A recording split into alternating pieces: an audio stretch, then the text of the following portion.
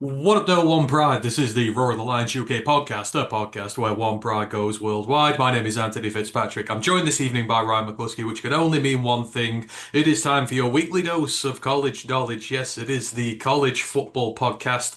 So close, yet so far go. This is the championship week review, and the regular season is over, and I don't know about you, right? But been a bit of a quiet week this one, hasn't it? We've had the FCS playoffs, which were utter carnage. We've had the FBS playoffs announced, which has drawn some major fighting over the internet. We've had the transfer portal going absolutely crazy. We've had championship game week, which has had thrills, spills all over the place there. I mean, it's been pretty quiet. Might be a short one today. Yep, it's been a weird week. Like I say, it's felt quiet. It's only a certain amount of teams, but yeah, there's been outside of the big household stuff. Yeah, there's been a lot going on. Like I say, there's a lot of drama over the weekend, and now we're kind of just we're picking up the pieces and dissecting all the intricacies of what's happened over the weekend, and yeah, where they got it right, where they got it wrong, who they really pissed off. Where to start? Where to start? There is so much to go through today. We are recording this one because I have about a billion screens open on my interweb because we do that much research for this show. So it's easier for me to record and go through it all than risk doing a live and it all go balls up. So I'll be in the chat as always. If you have any questions or anything, just ask them as the night goes on and we will get to you. But yeah, we've had a load more coaching hires. We've got the FCS playoffs to talk about, the FBS playoffs to talk about, championship game week we got to talk about. I've been getting hounded for talk about centers as well, so we've done a center thing for you today, although it'll probably be a deeper one as we get into draft season. And then, yeah, we've got to look ahead to the playoffs. So pick our poison. Where are we going to go? You know all the housekeeping stuff. We're just going to get that straight out of the way. We're not going to bother with that. You know the drill. Follow us, like, subscribe, all that good sort of stuff. We appreciate you all. We're going to get into the news first. And the news, well, by news, I mean we're going to go into the new coaching hires.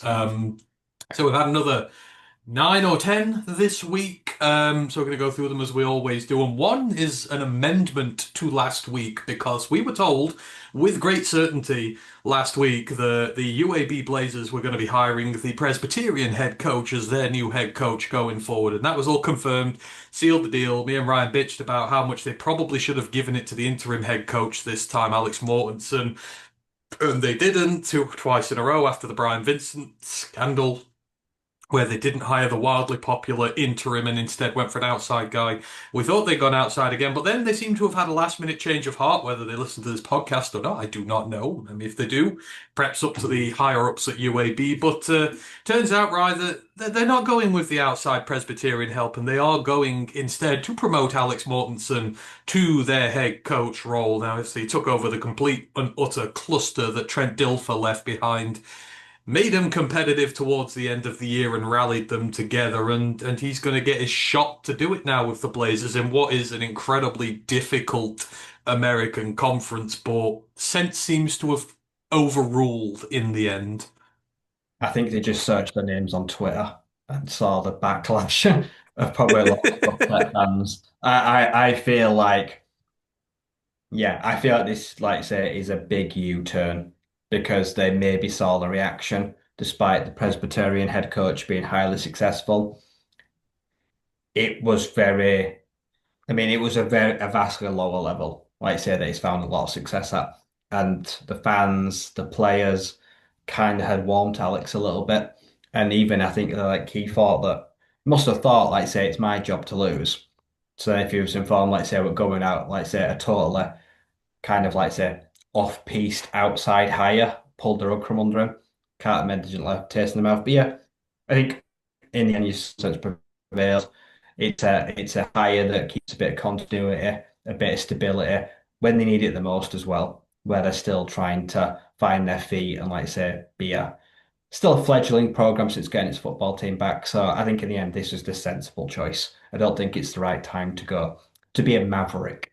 No. No, I think this is a sensible hire by them, and maybe we can start rooting for them again now because they've not made a stupid hire like Trent Dilfer. But yes, Alex Mortensen is the new UAB head coach. Moving over to the Sun Belt, and a familiar face returns to the conference, right? Billy Napier, former Florida head coach, is now the new lead man at James Madison in the wake of Bob Chesney heading to UC.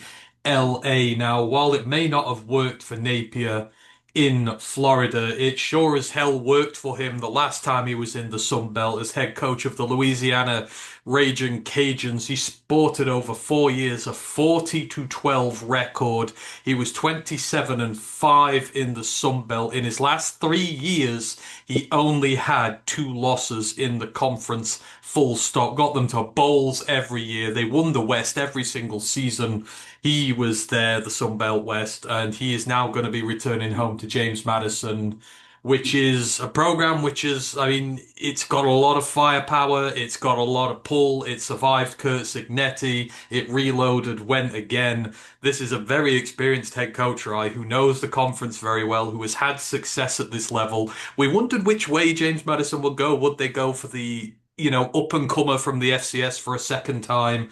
Or would they go in a different direction? But I think this is not the worst direction for them to go in. Billy Napier comes home to the Sun Belt. I feel like he's fortunate to get this landing spot. Like I say, I feel like he's been sat on the sidelines since his firing, seeing all his vacancies come and go. I don't feel like he's had a lot of interest either. I'm surprised they didn't go internal because, I mean, from reports, Bob Chesney's not really taking any of his staff with him. It feels like they're either going outside or they're trying to make an amalgamation of the current Bruin staff. So I'm surprised they didn't feel like their successor was in there. But the moment Chesney, like I say, was announced, this hire was being done within hours. They did not move. So they clearly have had eyes on him since he was fired. Since Bob left, they very clearly have had a desire to reach out to him in the case he did leave. So it was obvious he was the one and only choice. Like I say, Billy needs this more than they need him. Like I say, after a torrid time in the Gator Swamp, like I say, where his confidence is low, public opinion on him has turned. He needs a job that's, I mean, it's not even a safe job now because their expectations are very high. So there's a lot of pressure on him to carry on the good work that the predecessors for him. So he will not have it easy. Like I say, he knows the Sun Belt, but we're talking about a CFP Dukes. Like I say, he's going to be expected to one next year defend the crown, two maybe get them in a 16 team playoff, if not be a outsider for the 12 team again. So yeah, I mean, yeah, it's it's going to be hard for him to live up to this. It'd be Hmm. interesting to see how it pans out if the familiarity does do him a favour. Like, see if he can get his mojo back. So, yeah, I'm not sure how this one's going to pan out. It'd be interesting, but if it works, it'll work very well, and they'll have to pry the If it East out works, I of. think he'll be less reluctant next time to make the Yeah. leap. Yeah, yeah. You'll have to pry that division out of James Madison's cold dead hands if he works there. It's going to be very tough. Moving back to the other coast again, Tosh Lupui has been hired by California to be their no new head coach, the former Oregon coordinator. And for those who don't know, many, many years ago, Tosh Lupui was on that Cal staff and left under very dicky circumstances where he was a head of recruitment there. He'd planned a move to Washington and was secretly telling all his commits to leave and go to Washington instead. He left with a very sour taste in his mouth. A lot of Cal fans still remember that. However, he's had a lot of success with this Oregon team. It's been one of the best over the last few years in terms of producing talent, getting the best out of the guys given to him, and his record as a coordinator cannot be put into question. And this is his alma mater. So. I know this is an interesting one, right? I know we mentioned it as when he was one of the favorites for it. I mean, enough bygones seem to have been bygones that he's going back there now. A lot of their fans are excited. Some still remember this, but it's going to be tough for him there. His first head coaching job, and Cal obviously struggling to adapt to the ACC right now. Not a lot of wins in recent years. One of the first things he did was fly to Hawaii to talk to their superstar QB, try and keep him to stay. But it's not going to be the easiest first job for him, and you know he's going to have to work hard to get back in the good graces of everybody in that program. It's one of those where it feels like to me that this hire, I think they, I think they kind of don't really think what they care what the fans think right now. It feels like a Cal team that is just trying to actually get some sort of steady semblance of continuity. Because the last 3, 4, 5 years at Cal, it kind of feels like it's been a blur of staff, players, good players, bad players coming and going. Like say, a few hits, a few good draft picks, but no one sticking around long enough to make a difference. And then they join the ACC, where they expected to probably compete pretty quickly because the ACC, well, yeah, sucks, and then started well but fell off, and yeah, like I say, and again, now it's like, oh God, now we've got to try convince the quarterback to stay, that we're not a mess that's just kind of going to blow up in our faces again. So yeah, it's a really hard job. So like I say, get the best players to stay to, I mean, yeah, getting good books of the staff that were there when he was last here, and then try build a staff of what's currently left. And yeah, it's going to be interesting to see how it pans out. Like I say, I think football fans are fickle. As soon as he gets the team winning again, all will be forgiven. They We're will. a fickle bunch. But I say if it doesn't start well, then yeah, I'm going to be shouting in my pitchfork in the first quarter of game one. They will be gunning for him. Yeah, yeah. This is very much it's a risky hire. Obviously, first time head coach, but hopefully he'll be the one to bring Cal to some relevance in an ACC which is weak as hell right now. So it's there to be had. You can ascend up the rankings very quickly if you get it right. Obviously, starts keeping the QB, so we'll see very closely if he can or not. But yes, Tosh Lapui to California. Now the next group here, winners, head coaches who have won a lot, who have accepted maybe promotions, maybe not, but deserved here. And the very big one, and the one that really made me sad this week because I've loved this program for a long time and what he's done there.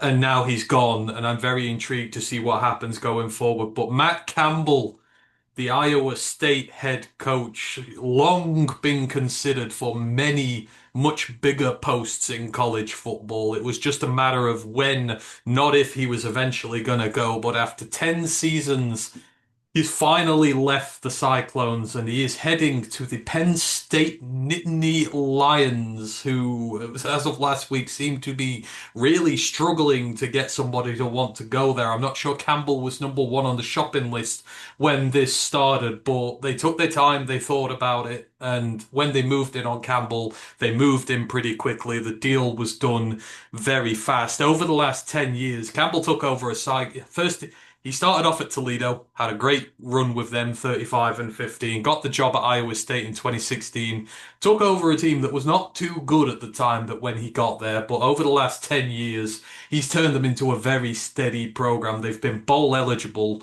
8 of the 10 years that he's been there, 8 of the last 9 specifically. And they had their first double-digit win season last year, the 11-3 team, which got to the Big 12 championship game and lost to Arizona State. They've been to the championship game twice in his tenure there, but he's 72 and 55 overall, 50 and 40 in the Big 12. Certainly, he took the Iowa State team from irrelevance to making them a perennial upper echelon Big 12 team.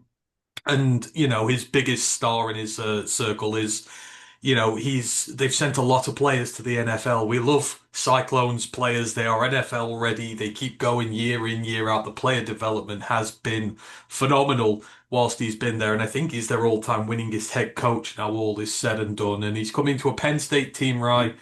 Influx right now, rebuilding. They've got a minuscule recruitment class coming in 2026.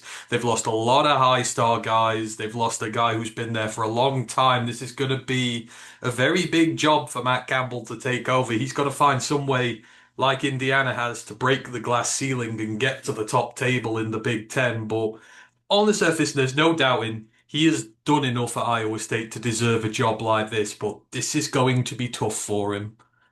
Yeah, it's an interesting one because, like I say, I think it's probably one of the best hires of the whole cycle. I think Matt Campbell has outgrown Iowa State. Like I say, they're a good team. He can't take them much further while they sit in the Big 12, like I say, sending NFL talent. I mean, I'd be very surprised if Rocco Becht doesn't consider one going with him. First thing is, one I would think about a quarterback. I think maybe it might be a good decision for him to maybe jump over his grad transfer to PSU, get a year in the Big Ten maybe for the draft. Like I said, Pete Nakos has just confirmed that that very expensive DC they signed from Ohio State, Jim Knowles, is gone. So he's scrapped the DC just in the last 5 minutes, and that's big because they did a lot of work recruiting him from the Buckeyes, and he's gone within 18 months. So yeah, he's tearing it all down. And the current PSU commits, he can't convince them to stay because James Franklin's too busy taking them out of Virginia State, Virginia Tech. So yeah, this is a huge job. Staff, players, a current roster that has got a lot of its top talent graduating. I might say it's going to be a long-term project. Like I say, I think they're going to have to take 2 steps back before they take a step forward. But I think long term, if you're looking 3, 4, 5 years down the line, you've probably made the right hire now. Just don't expect much in the near future while he tends to a roster that is, yeah, very depleted. I mean, I am looking forward to it when it gets right, though. You think of all that, especially the defensive talent that's come out of Iowa State in recent years, and you think you do that with Penn State's level of commits, the 4 stars, the 5 stars. Penn State has its own lineage of defensive players as well, so I think that could be tremendous. But the receivers as well.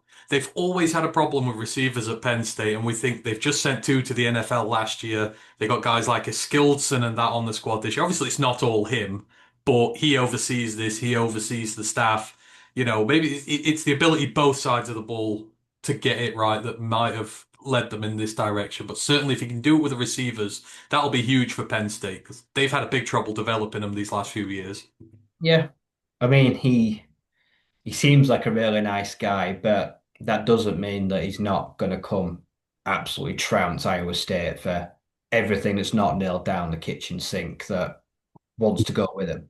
And I would implore them to go with him because positions of need, Penn State is also a huge, just direct link to the NFL draft.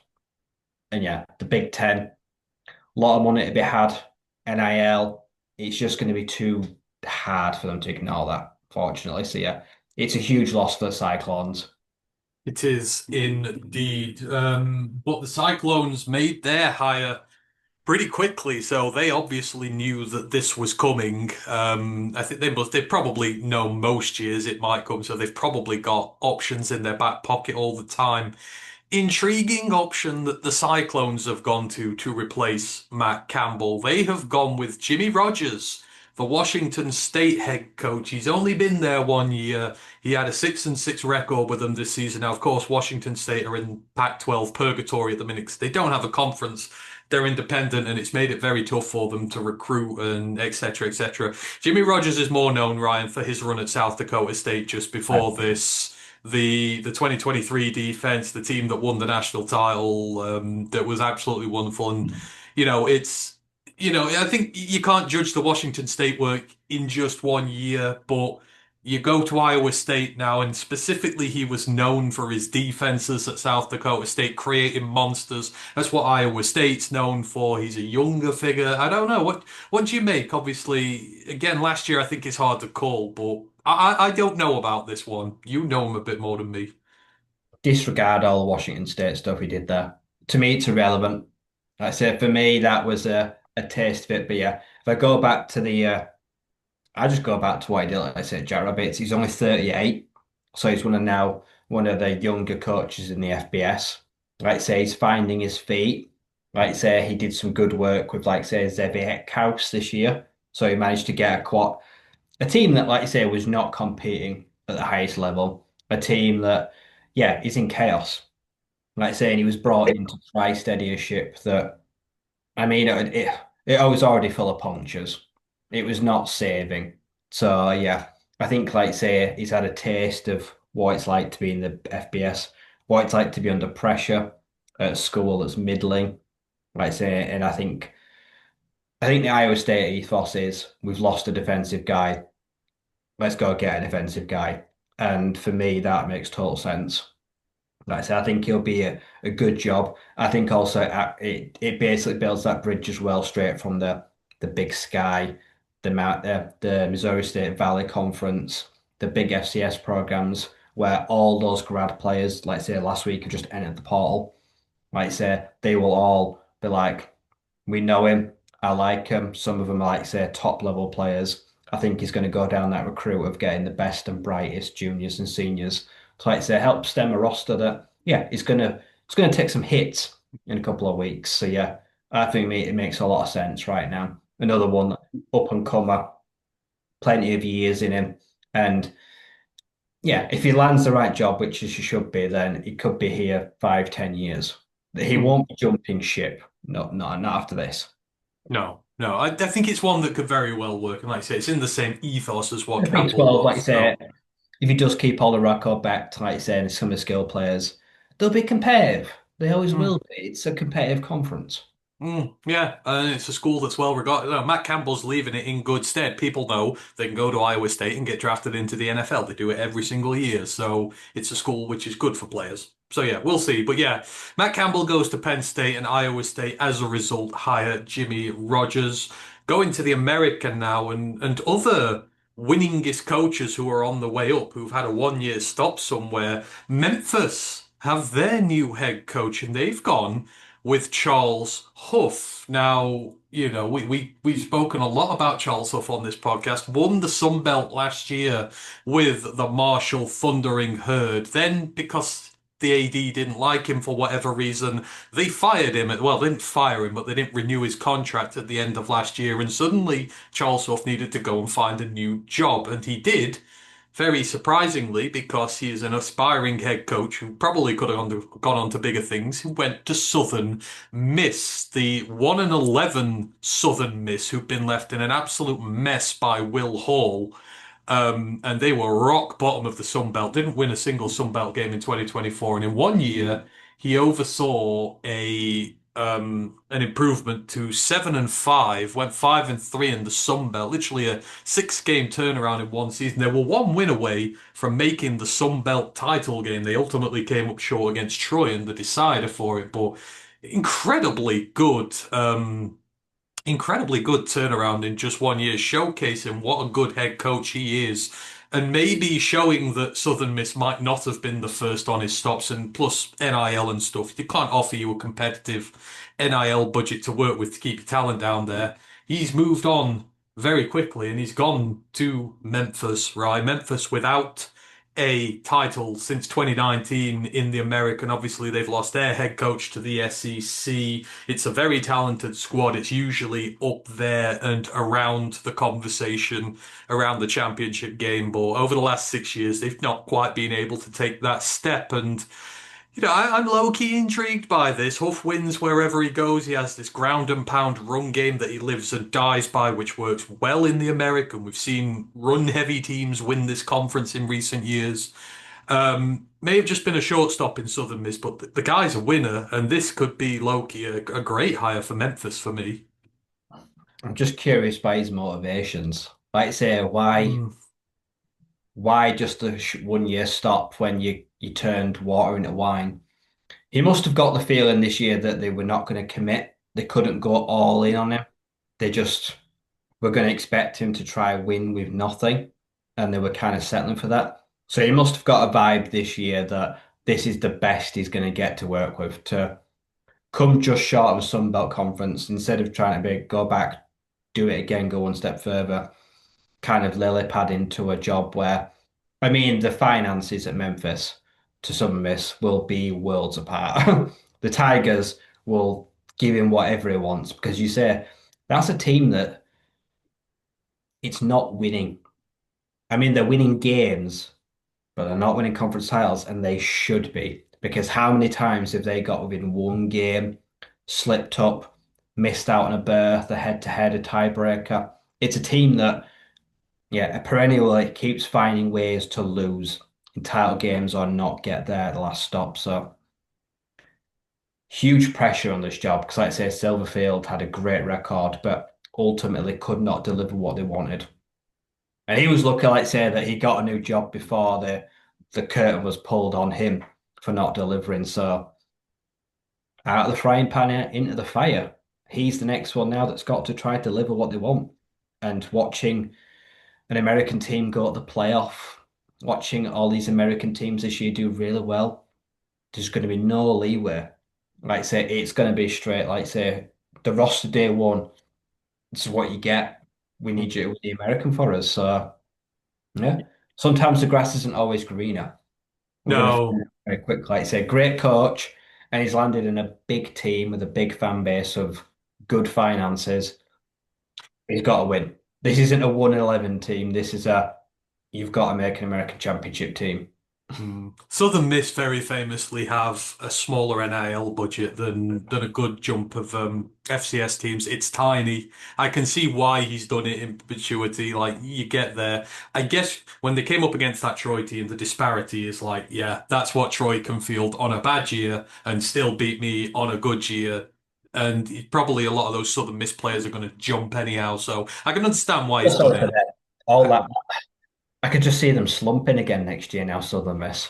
Yeah. Although I'm going to talk about the coaches the teams that don't have a coach in a minute, and there is a really shocking name getting heavily linked with Southern Miss right now, which would be incredible to me. But we'll get to that in a moment, anyhow. But yeah, Memphis have gone with a winner as one of their, yeah, Memphis have gone with a winner to try and win the American. However, the new American champions, obviously, John Sumrall has just won the American with them. They're going to the playoffs, good for them. But he's off to Florida in the summer, and they've made a very intriguing hire in his stead. So this is a nice segue. I brought up Charles Huff taking over at Southern Miss from Will Hall, who was there before, who left that team in an absolute state. Over 4 years, he went 14 and 30 there. He was 8 and 19 in conference overall, including just 4 wins over his last 2 seasons with the Golden Eagles. He moved over to Tulane last year as pass game coordinator and has been on that staff for the last year. And now that Summerall's gone, they've made the very interesting decision to promote him to head coach. Will Hall, who struggled massively at Southern Miss and left them in a mess, and now after 1 year in Tulane, he's getting the reins of the current American champions, Rye, who he is following a coach who wins, wins, and wins, who wins championships. Tulane want to win championships, and he is now getting thrown into the fire, and they're going into the playoffs. Hell, if Summerall wins a playoff game, the expectations in him are going to be crazy. I do not see Tulane's thinking behind this. I just don't think he's done enough to earn a job of this caliber, but he's been there. I guess he's acclimated, but I don't know. What do you think? I mean, my only thinking about this is that he's not going to change anything. I suppose it's the whole if it ain't broke, don't try fix it. So he must be the sticking plaster that he's not going to try fix it. He must have soaked everything up like a sponge for a year, and he's just going to try replicate what they've done. Like say, huge shoes to fill by one of the most humble, winningest coaches in recent years in the G5, a great guy. Yeah, like say, when you look at what happened in past and then you look at him now, he's come a long way in a short period of time, and he's been bestowed with a lot of trust to keep this team where it is, which is it's ascended the mountain. They've reached the peak, and now in 12 months' time, it's kind of keeping there. Yeah, so it'd be very interesting to see what happens. If it's not going well, they won't they won't rest on their laurels. If they know quickly he's not the guy for the job, the plug will be pulled on him very quickly. Yes, I think he will be on a short straw there for sure. Again, the American is very competitive. It is easy to go from the top to the bottom very quickly. Just ask Army this year. But yeah, Will Hall is the new Tulane head coach, or he will be when Summerall's playoff campaign is over. 2 more to go. And maybe my favorite low key of this entire cycle. When Jim Mora left the Yukon Huskies, we were all very concerned. Jim Mora has turned that team from a laughingstock into a very respectable team. They're still an independent, but they've not lost a home game in what, 2 years now, I don't think. They are pumping out NFL talent. They are so much different from the team they used to be. But who was going to carry on his tenure afterwards? Just how appealing had that Yukon job become? And somehow, some way, they've managed to snag one of the best coaches in the group of five, period. They've poached Toledo's Jason Candle, who has been there since 2015 and over the course of his career there has just had such a good, in a conference where it's difficult to be consistent and to win all the time. He's got 81 and 44. He's 53 and 25 in the max, so a better than 2-to-1 win to loss ratio in one of the FBS's most inconsistent ones whatsoever. He's got three conference titles to his name in that time. He's had a bowl eligible 8 seasons out of 9 seasons out of 11. Just one little spurt around COVID where they couldn't be bowl eligible either. So technically, he's made them bowl eligible every single year he's been there that he's been able to. But I mean, this is some coup for the Huskies, right? Candle has been there's been a lot of teams after him for some time now. The winningest coach in Toledo history, I believe, knows nothing how to win, and they've scalped one of the best guys there. I love this hire for UConn. It seems like maybe the ability to want to win, to keep that record going, has not gone anywhere. Yeah, I'm a big fan of this hire because it shows just how far UConn have come on the field, but also off it. Let's be honest, Jason Candle would have not have give the Huskies a second glance a couple of years ago. Right, say because they didn't come across as serious. It was put together a team, put together a staff that they could get at the time, go through the motions, do win a couple of games, great. Does our basketball team win a national title or do it well? Great. That's where the money's all going. Just diversify and funnel all the funds there. But Jim Mora changed that. Jim Mora said, it's not good enough.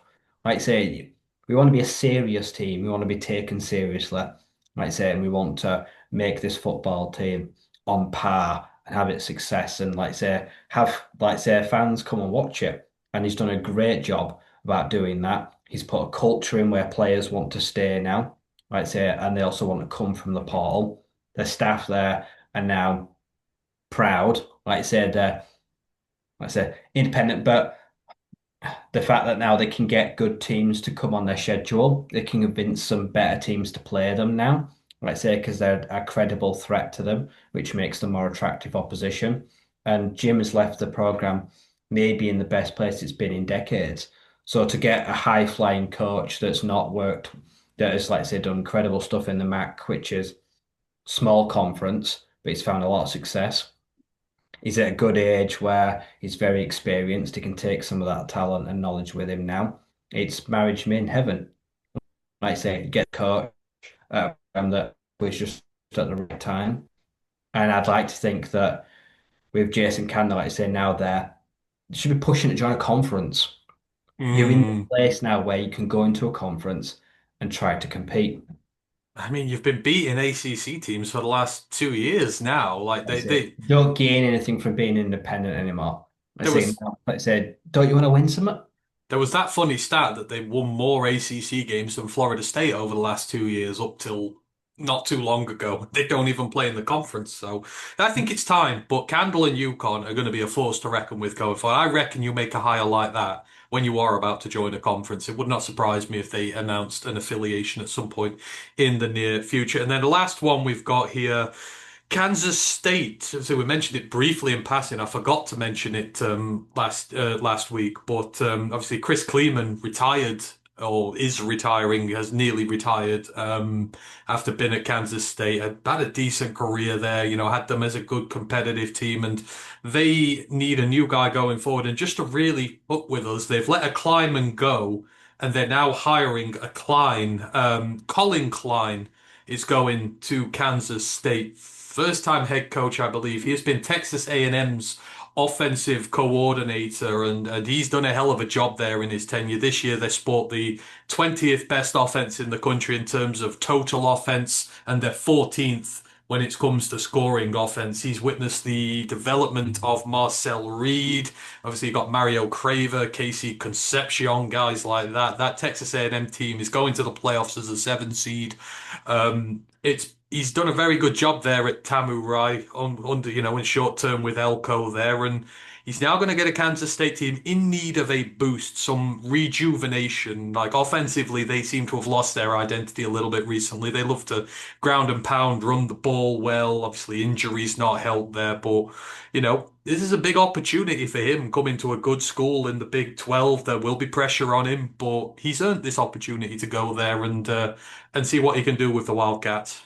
Yeah, it just makes sense. Offensive hire for a program that has gone all out offense. Chris Kleiman has been known for producing high-powered offenses for years, decades. Like I say, the guy's been around part of the furniture. Like I say, and he's a modern day legend, one of the most respected coaches in the country. But we felt in recent years it was coming. Rumblings, like I say, that yeah, it's kind of just ready to hang him up. Like I say, it's a team this year. It's definitely fallen off the heights we've seen it in recent years, where the offense, like I say, has been a juggernaut and it's absolutely plowed through teams. It has fallen off right now, like I say, through play injuries. But yeah, they're getting one of the best up and coming young player calls in the country that now kind of gets to bring his own mantle of high powered offense as well. So I think this could be one of the best hires potentially of the cycle if he does manage to implement it very quickly, like I say, and also speak to those kids in the Texas area, try and get Vincent to come to the Midwest in Kansas, like I say. So if he can take what he's learned from the SEC and then bring it in, you could be looking at a very potential long-term hire here. So yeah, this is one I'm excited to see because Yeah, I want to see him bring a spark. They're missing what, like I yeah, say, Avery Johnson, like I say, very talented quarterback, but it's his whole time in Kansas State, we just felt like he's missing something. There's yeah. just something that's not there that's holding him back. Hmm. Maybe he gets it. He's a running quarterback. He's a dual threat guy. So maybe this is the guy to unlock him. Yeah, and you've seen the likes of BYU now get to the top of the table, Iowa State getting there. It puts pressure on these teams to compete and carry on before they get left behind. But yeah, those are all the new head coaches in currently. I believe that leaves us with four teams without a head coach at the moment in college football. So obviously Southern Miss no longer have one. Toledo, Washington State, and Coastal Carolina still without a head coach, although apparently their choice, and this might be announced not too far in the future, Clemson offensive coordinator Garrett Riley appears to be heading towards the Chanticleers, although there have been murmurings they're trying really hard to get Jamie Chadwell back from Liberty, but it seems like it might be Garrett Riley, but he'd be another first-time play caller, I don't know Links what to you make about Toledo, that. the Mercer head coach, aren't there? No, the Mercer one. Oh, is he? Oh, yeah, of course. I didn't Yeah, even. Mike I've not Jacobs. even added I that. mean, they're working on a deal. It's not been announced, but he's one of the No. most winning head coaches in like the last decade of football. Yeah, you're absolutely. I completely forgot to update my notes for that. Yeah, the Mercer head 94 and coach is. 23. Actually, that would be a low-key incredible hire for them because the Yeah, Mercer Bears in recent years have just been outstanding. Ryan Beard's been linked with pretty much every job going at the group of five level and even some lower power four jobs as well. He's been getting a look at. So, yeah, Toledo meant to be hiring Mercer's head coach, and we'll see. Coastal Cal, as I say, meant to be Clemson's OC, Garrett Riley. Washington State are getting linked with Brent Vegan. I know he's just signed a new deal at Montana Montana State coach. State. Yeah, but obviously he's up in the. I know America's a big Makes place, sense. He but they're just had a saying, South Dakota State head coach and FCS coach. yeah.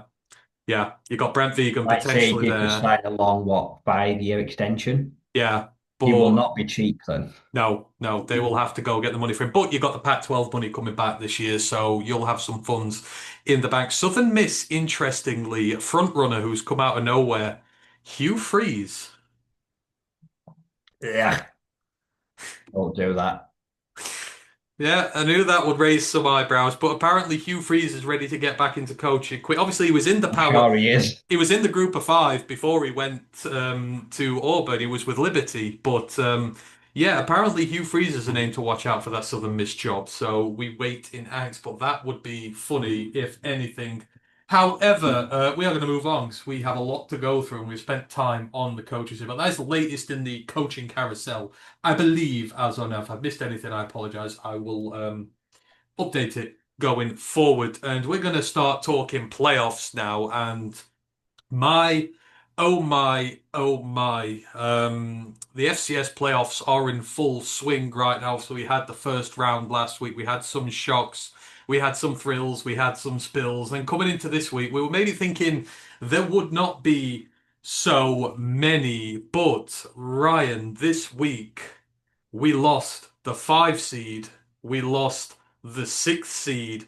The number two seed nearly got upset by an Ivy League team, but more importantly, more than anything else out there, and why this show is called So Close Yet So Fargo, we've got no number one seed left in the FCS playoffs anymore, which has just blown this thing wide open.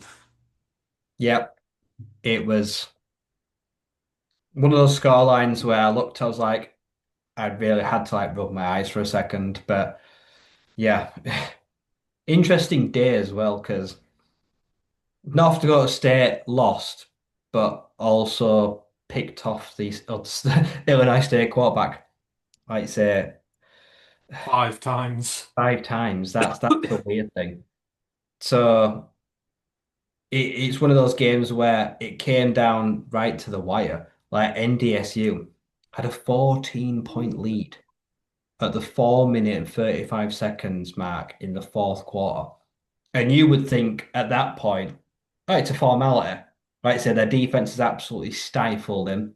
Right, say, and their quarterback has had a pretty torrid day Rittenhouse passing the ball, 3 touchdowns, but it's been a turnover machine. Just kind of like see the game out. But no, they didn't do that. Like you say, they absolutely had a meltdown late in the fourth to give up two cheap fourth quarter touchdowns. With like I say, a conversion coming so late that it gave them time to do nothing. And this is the Fargo Dome. Nobody wins there. It's not a Bison. It's always primarily home fans. Like I say, it's a small, compact arena built just for them to suit them. Yeah, one of the biggest upsets. Bearing in mind like I said, they were a huge point underdog and to have a two-score lead that late in the game. I don't think I've seen a playoff upset like that. Maybe my whole time watching college football. Not at this level. No, and what really impressed me was Illinois State went for two to win it. They didn't try to level it when they got the last touchdown. They went for, and it was a fourth down they got the touchdown on, wasn't it? You had a touchdown, then they got a strip sack of the quarterback, then they go for a fourth down touchdown, 2 points. I will always back a team for going for 2 points to win a game rather than one. If you want to knock North Dakota State out, you've got to do stuff like that, and that was how impressive it was, right? Yeah. And it was unlike an NDSU team to go into like a prevent defense, like at 28-14 down. Sylvan, Illinois, I mean, they're just kind of dinking and dunking because they know there's a lot of time left on the clock. Both teams have got all the timeouts. They're kind of just letting them have those short yardage, but they moved down the field very comfortably. Like I said, there wasn't a lot of pressure put on them at that point. It almost felt like they were fairly comfortable with their lead and just did not think they had it in them to come back. So, yeah, it was very blasé of them in the end. Very disappointing to see. But I mean, just listen to this. The turnover margin. North Dakota State won it +4. The turnover look was 19.5 points. The vast majority of their points come off turnovers. They had 193 yards of offense compared to Illinois State's 525. And they nearly lost, but -4 turnovers means you need a lot more yards. With those stats, you shouldn't be losing games when you've got a 20 Their point swing defense, like I because say, of the first half turnovers. dominated. In the second half, it crumbled. And they didn't muster hardly any points at all for 20 points. As you say, their defense did all the heavy lifting. But I don't know if it was gassed. It must have been gassed because their offense didn't pull their weight all game. But yeah, it was very difficult, like I say. But all came back, like I say, the touchdown to make it 28-21. Great catch. Right at the pylon, manages to get a toe in bounds. Like I say, good throw. And like I said, then it was panic stations for the NDSU team, I think. I think they really struggled from that point to come back. Yeah, yeah, that was it's just incredible. No one was expecting them to lose. Now that side of the playoff draw has been blown open, but they weren't on their own. I mean, one is out. Number two, number two showed that the Ivy League belongs in the playoffs right now. Right, Montana State sneaking by Yale, 21-13, but Yale had a chance to tie this up at the end. And they didn't score a point till the fourth quarter, bless them, Yale, but they kept themselves in the game. But I mean, the Ivy League is showing that, it's not a mistake to have them in here. They've acquitted themselves very well over this, haven't they? Yale have done very well, yeah. Yale have come into these playoffs as a serious outsider. Like I say, been written off in a lot of the games, like I say, but they put together that historic comeback in the first round. And then, I mean, to hold the Bobcats to 21 points, like I say, very impressive. Like I say, and their defense for the most part was absolutely clutch. And yeah, their big playmakers came up. Pittsburgh, the running back, one of the best receivers in the country all year, Nico Brown. Like I say, led the day, had 11 catches on a pretty good, tough Montana State defense. And They now in the found a way portal. there with a good amount of great offensive output on the day. Just ultimately fell short in the red zone. He's entered the portal now as well. Yeah. There's Nico Brown out of Yale. A lot of their players have kind of capitalized on this, like, shit, people know who we are. We've put our names out there. So yeah, sucks for them. Yeah. Montana State, though, I give them a lot of credit. Very clutch. Like I say, quarterback didn't have anything to do all day. And he was like, he won the offensive newcomer to the conference this year. But he only had 92 passing yards on the day and had 56 on the ground. That's how good Yale defense was. They kept them completely shut down. But yeah, the Montana State defense, I've said before, like I say, it's for me, it's the best in the country. It comes up clutch. Caden Dowler again, interception. I said dinner, watch the safety number 5, one of the best players in the country. Came up big, but yeah, they managed to put the brakes and clamps and stop Yale in their tracks very much. Yeah, that's what they're built on Montana State. They're built on defense. That's why everyone wants Brent Vegan.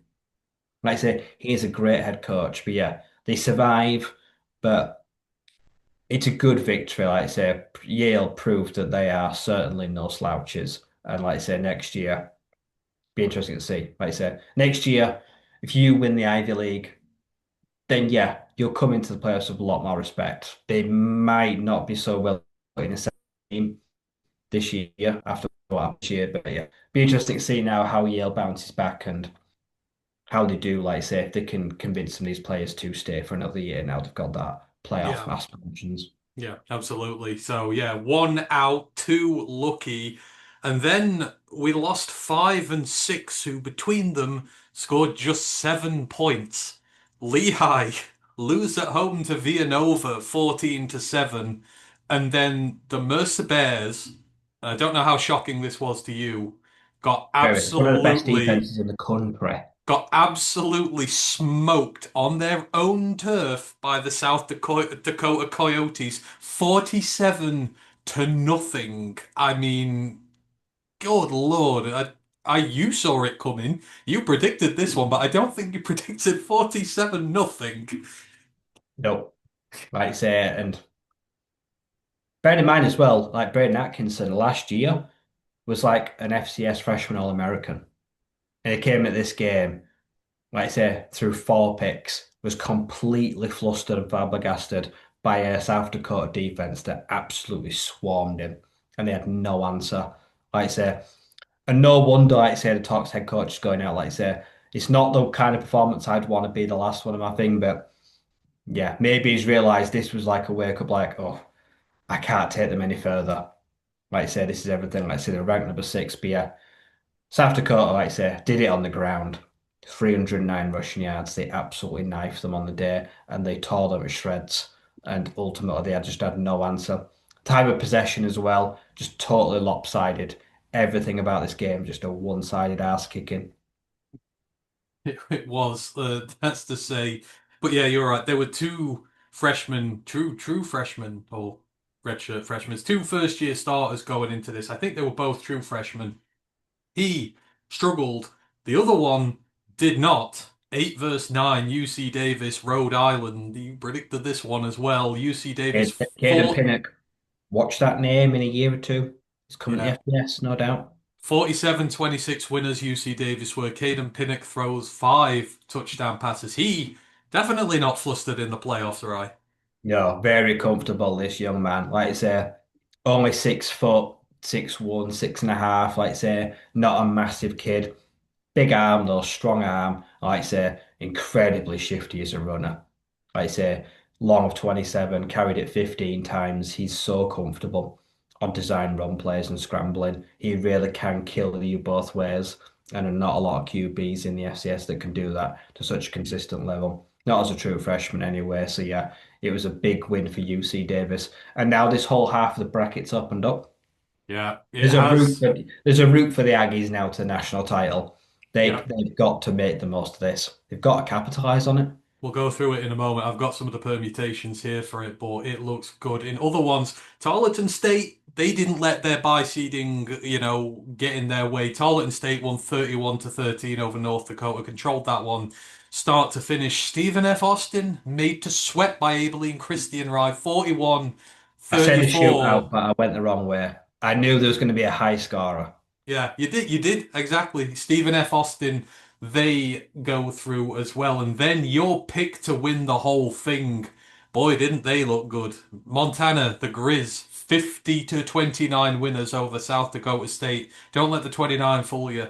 This was Grizz start to finish, right? They were nasty against the team that thought that they might give them some issues, but they're still acting very pissed off, aren't they, from their loss in the Brawl of the Wild at the end of the year?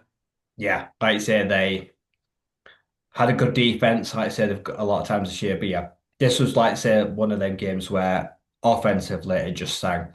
Eli Gilman is one of the best running backs in all of football, and then Kialia Ayat is one of the best QBs in the country. A perfect day, like I say, nearly 30 of 37, 360 yards and 4 touchdowns. Does not get any better than that, pretty much. And they put that SDSU defense to the sword. Like I say, it was a dominant performance. And in the Mm. end, defense gave up 29 points, but they were always at arm's length and they were always fairly comfortable in the end. So yeah, it's going to be it's going to be back to the drawing board for South Dakota State after a struggle-entered season coming into this, like I say, as an outsider, and then that hurt them, like I say, ending up on the side of the draw with this path. In the end, it just proved too much for them. Yeah, absolutely, it did. And as a result of all these, the new brackets. So on North Dakota State's side, this thing is blown open. UC Davis gonna get themselves a home tie, which they probably weren't expecting. They were the win. They take the winners of the North Dakota State game. So it's Illinois State on the road at number 8 UC Davis, and then you've got number 12 Villanova on the road at number 4 Tarleton State. So this is someone new's going who's not been in recent years. Tarleton State, this is their first ever quarter final, but they've only been in the FCS since 2021. But it's the second time in the playoffs, first ever quarter final. UC Davis have never made it past the quarterfinal stage in their history. Villanova have not been past the quarterfinal stage since 2010. And Illinois State have not been past the quarterfinal stage since they were runners up in the 2015 FCS Championship. So, like you said, Rye, this half of the bracket wide open now, and all four of these teams, whoever gets there, someone's breaking history they've not done in recent years. This is anybody's game at this point, but you've got two very plucky underdogs here against the big seeds, and you wouldn't count both of them out just yet, would you? Nope. Like I say, I mean, I think if you're watching anyone here, it's Villanova. They held the Crimson of Harvard to 7 points, and they held Lehigh, one of the best offenses in the country, to 7 points off nearly 400 yards of offense. That is incredible. No one has done that to Lehigh all year. Like I say, they kicked the snot out of Lafayette to even get to the playoffs, some in their conference. And like I say, the Mountain Hawks, one of the best offenses in the whole of the FCS. Villanova has shut down two teams and conceded 14 points in 120 minutes of football. So, yeah, I like Villanova's defense to slow down Talent State and pull off a huge upset. I see Villanova now making a cruise to a potential semi-final. And then, yeah, UC Davis. I mean, yeah, they've got no reason to not be incredibly confident about, like I say, their chances, but the Redbirds, like I say, after taking down number one on their home patch, despite playing fairly bad I'll not for at fear least the whole anybody. half. Like, yeah, they just you can't rule them out, and UC Davis will be very aware of do not take them lightly. So it'll be very interesting to see what happens out of those two games. It I would can't be remember it. last time an unranked team made a semi-final. No, it doesn't seem like it It would happen started very all the often. way in the round of the 24. Yeah, Illinois State are the last unranked team standing, so that just goes to show That's how only far third of in they've recent come. years. Yeah, they've made a quarterfinal there.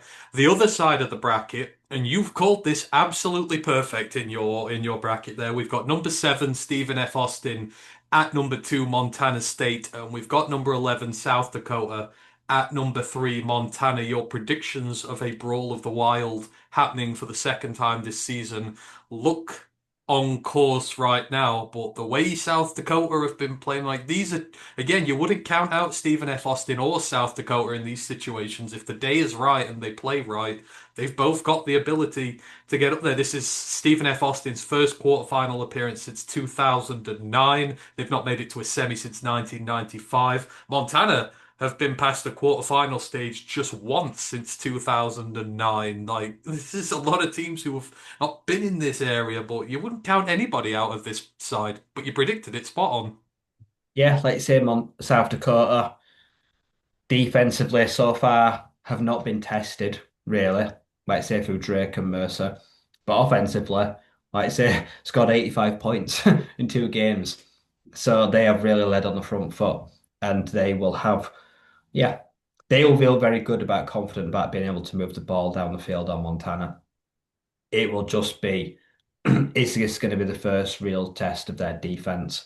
Like I say, 'cause Montana have blown away most sides have come in their way. So yeah, that one feels like it's going to be all out clash attack of styles. Like saying could be a very high scorer.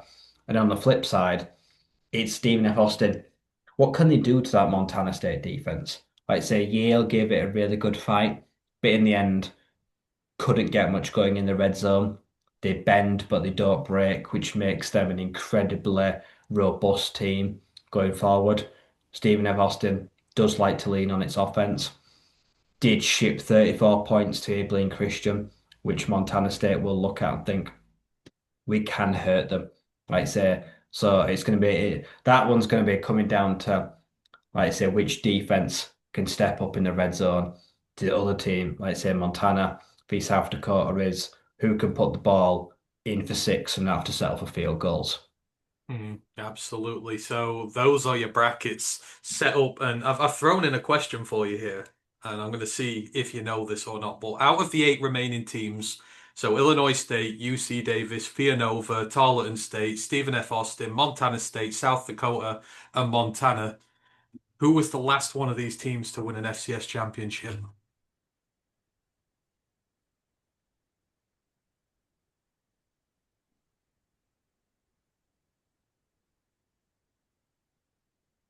I'm leaning towards South Dakota. There's only three teams who've won one out of these eight. So is South Dakota the answer, or are you going elsewhere? I think they've had recent success in the last decade or two. They've not won one. Nope.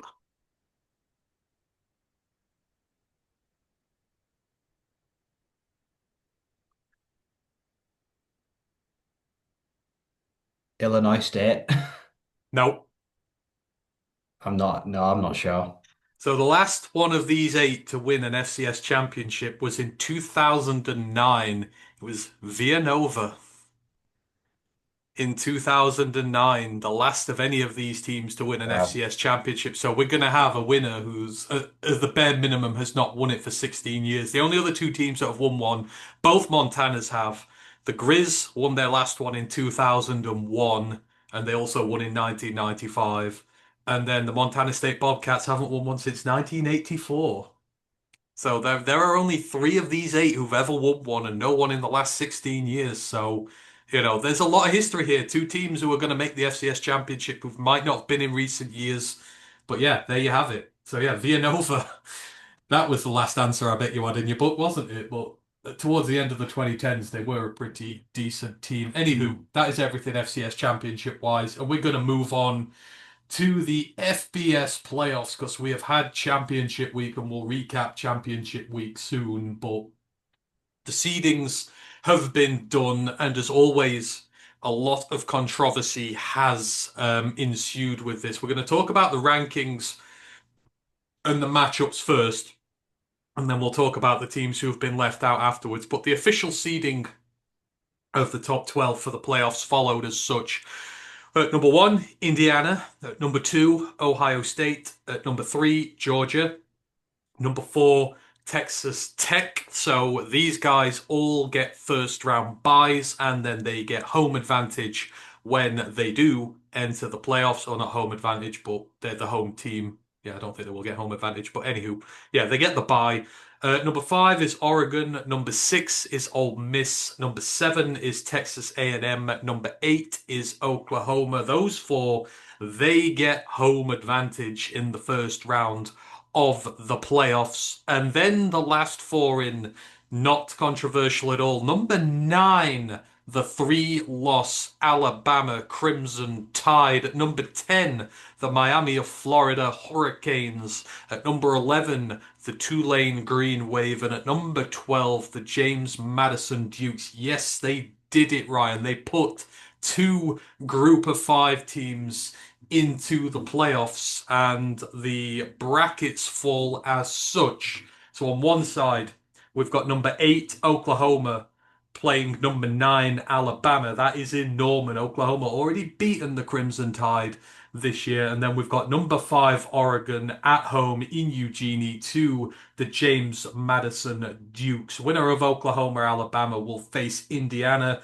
Winner of Oregon, James Madison, will play Texas Tech. And then on the other side of the bracket, number seven, Texas A&M are at home to number 10, Miami of Florida.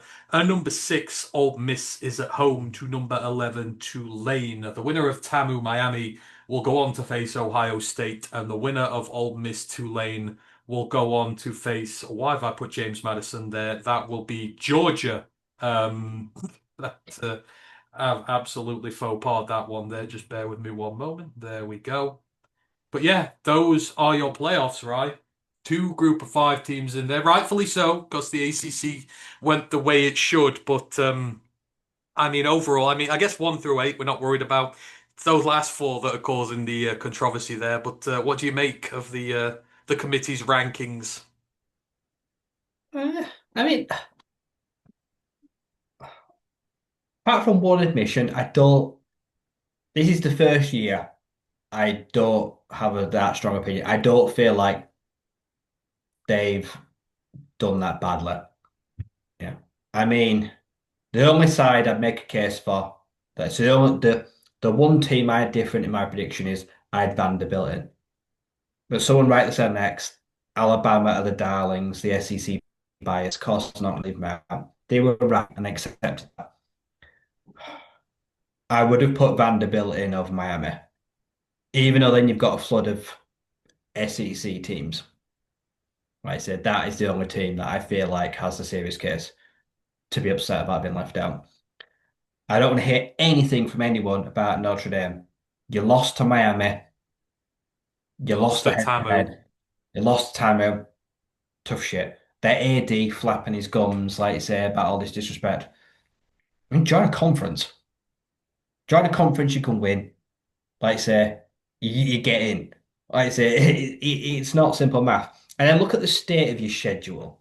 Like, Yeah. come on, you're taking the piss. Your best wins over USC, who are a three-loss team ranked 17th. That's it.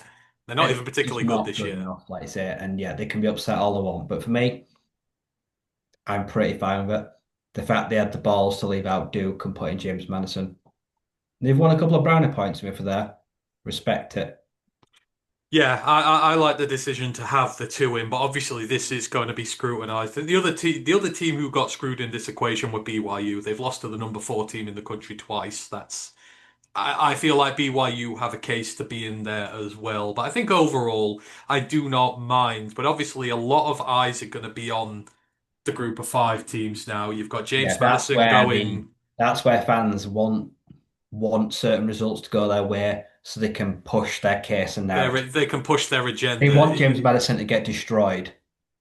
You feel like at least one of the group of five teams is going to have to put up a really serious fight Yeah. here to justify what's gone on. And plus, Bama at Oklahoma, but Miami at TAMU as well. I think all four of these teams are going to be under the microscope as to how they do, Yeah. to see what they do going forward. That But I'm with A&M you. defense comes out and destroys Carson Beck, Yeah. shuts down that offense. Like I think there's they're a more. pin drop in the ACC.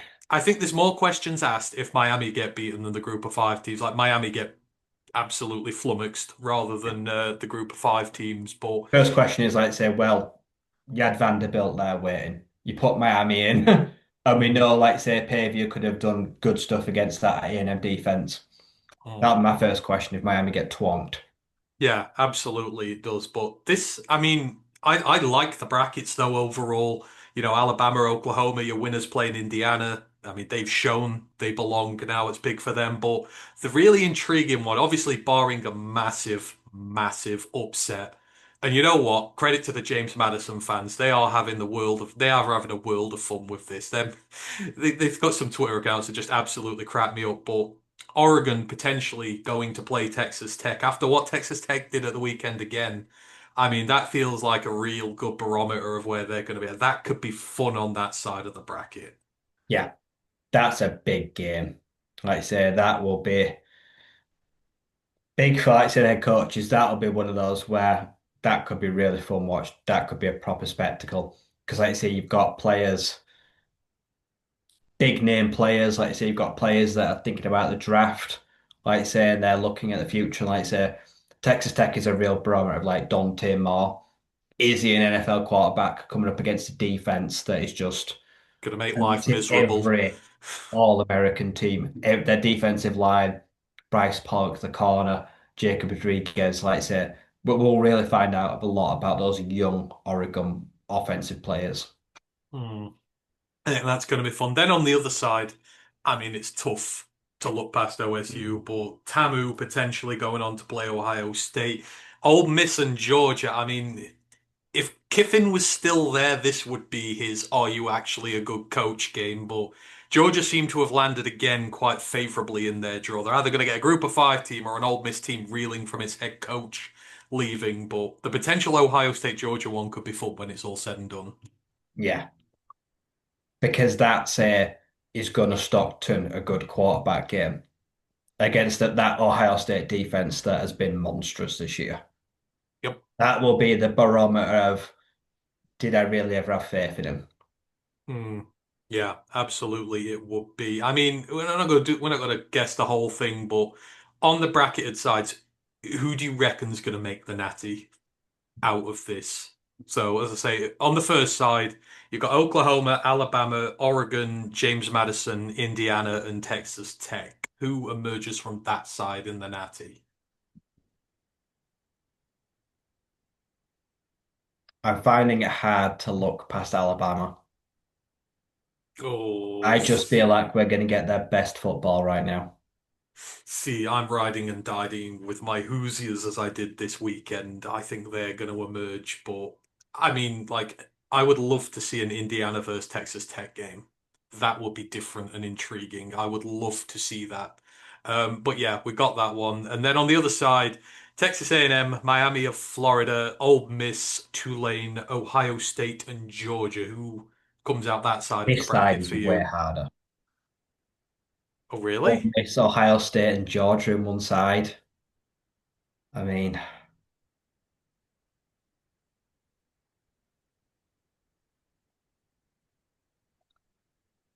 I don't know. I just feel like the Rebels are out there to cause a shock. I Hmm. feel like they have to prove a point that they're not a one-man team. I can see Ole Miss getting to the final on that side against Ohio State. Old Miss getting to the final. So you've got Old Miss versus Alabama as your championship game. Is that how you think it's gonna pan out? Yeah, Joe, what put me down, yeah. Trinidad Chambliss proves everyone that he should have been in the Heisman vote and gets to a natty It'd be one of the greatest quarterback stories of all time. The D2 quarterback getting to it. Has that ever and happened not be in the before? Heisman conversation. Has a D2 quarterback ever just come up and in his first year gone to a natty? Surely not. I can't Um, think of that. I we'd can't have to go remember back and the check two that. quarterbacks that even come up made, like, say, the BCS playoffs or anything. Oh, who would I have come? I mean, I want to say it's going to be Ohio State. No, well, Georgia though. Georgia just turn it on when they want to. I'm gonna go for an Indiana Georgia CFP game, and we'll see what goes on there. But I think I I'm think looking the team forward to that could them. surprise me the most is Oklahoma. I think they've gone under the radar all year. They've had injuries, Hmm, but I want to see them put it all together. It's a huge game for John Mattia. hmm. Yeah, it is. Their defense is what they're just Yeah. purely The Oklahoma defense defense. is very good. Yeah, I mean, some draft names could be made during this playoffs if they make a run. Absolutely, for sure they could. Do we think the G5 teams can be competitive? I was just about to ask you that question. Which one's going to be more competitive? Tulane at Ole Miss or James Madison at Oregon? I'd I see. want. The funny thing is, I want to say James Madison can probably hang around the longest before this kind of roll over. I want to say that because James Madison have got the defensive line to They've give got the Oregon defense trouble. that I think can slow Yeah, down Oregon to start with. yeah. And I think they've got an offense which is very good. Or it can score quickly. It can put up points. I think all round they've got the better team, but they've come up against lesser opposition. So I think if they can hang for a quarter and give themselves They can belief, get to the half and been like a a score or score or something. two. Yeah. I think the belief will come to them. I think it's belief with those. Tulane are probably going to believe they can hang with Ole Miss more, and I wouldn't put it past John Sumrall to be able to hang with all. Like they could take advantage of a team in flux. If Ole Miss come out and they get flustered, and it's Pete Gold in there, and he loses control over the situation, and they start panicking, it wouldn't take much to get Rebs fans to panic if Tulane went up early. Like No, I psychologically, think I think that's you the could get nightmare in their head. scenario. Is like say they go up by a score or two. Mm. It just feels like Dan Lanning's not going to allow James Madison to go out there and even try and upset them. I think Old Miss are the ones that have got the score on their back. You holding any hope for the Hurricanes beating Texas A&M or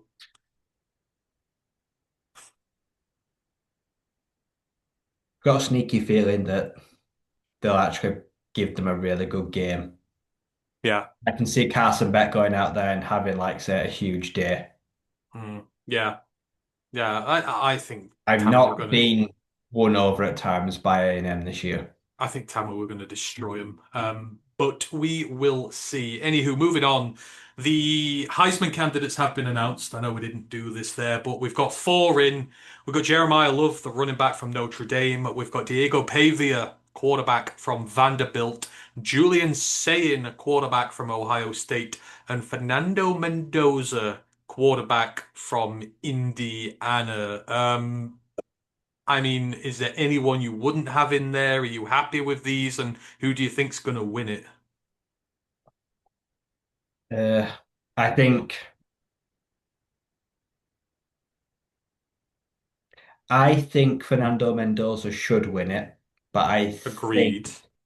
Diego Pavia will win it because I feel like you need a little bit of an attitude to win the Heisman. I feel like you need a little bit of a. It's not a character he plays, but the way he carries himself is very enigmatic. I think the voters some will shine towards that.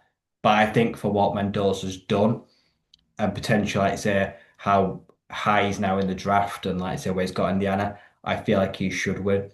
But I feel like what Pavia's done in the SEC will probably carry weight. Yeah. In order, I would go Mendoza, Pavia, Ooh, saying then love. I think that would be my four. Would you change that? I think that would be my four. I can't. Sayan's had a really good year considering it's his He's first had a year very as good year. QB, and he's been very efficient. And for the most part, he's been Yeah. really good. I think it's Can't hard to win, knock that. but I mean, I can't ignore Jeremiah Love, but I also think, like you say, what's Trinidad Chambliss done wrong? Yeah, I think Chambliss probably should be in there, and I want I don't Love know to be what in more he there. could have done because I in the end, it it wasn't in his hands about making the title game. Yeah, and I think the trouble is you need a non-QB in there. Like I want more non-QBs in the Heisman, but the three I QBs who love are in, Jackson. I'd have loved seeing Rodriguez there, the linebacker. yeah. I do think the three QBs in there deserve to be there, but I want to see a running back in this. So I can understand why the other I QBs. suppose ultimately Chambliss, it's the fact is just the numbers. Yeah, Just 18 passing touchdowns. Like I say, that's it's just yeah, is it? yeah. Although I think for trying to get the original MVP stuff, I think Pavia winning it gives credence to the original. Like he is the I most think valuable Xavier will player. win. He is the most valuable player on a team in the country. I don't think there's any other player in the country who has more influence on his team as a singular player than Diego Pavia does.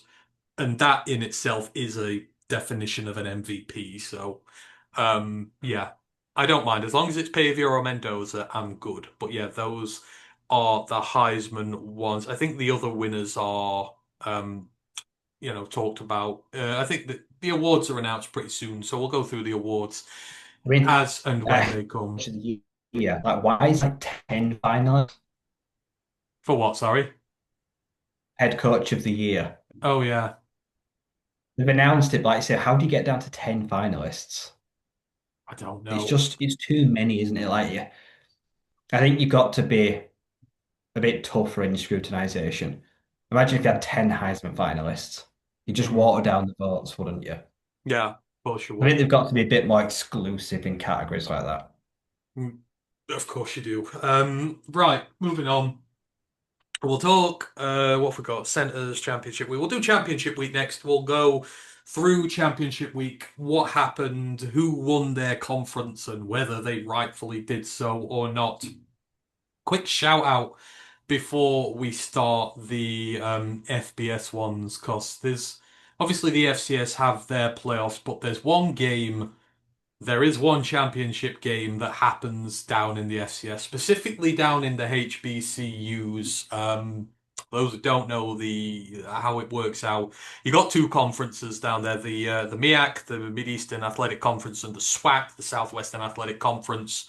They each produce a winner, which goes to the Celebration Bowl, which decides the winner of HBCU football for the year. The MEAC sent their representative, SC State, a couple of weeks ago now, but the MEAC works in conferences, so they have to have a title game to be able to punch their ticket to the Celebration Bowl, which the MEAC do not.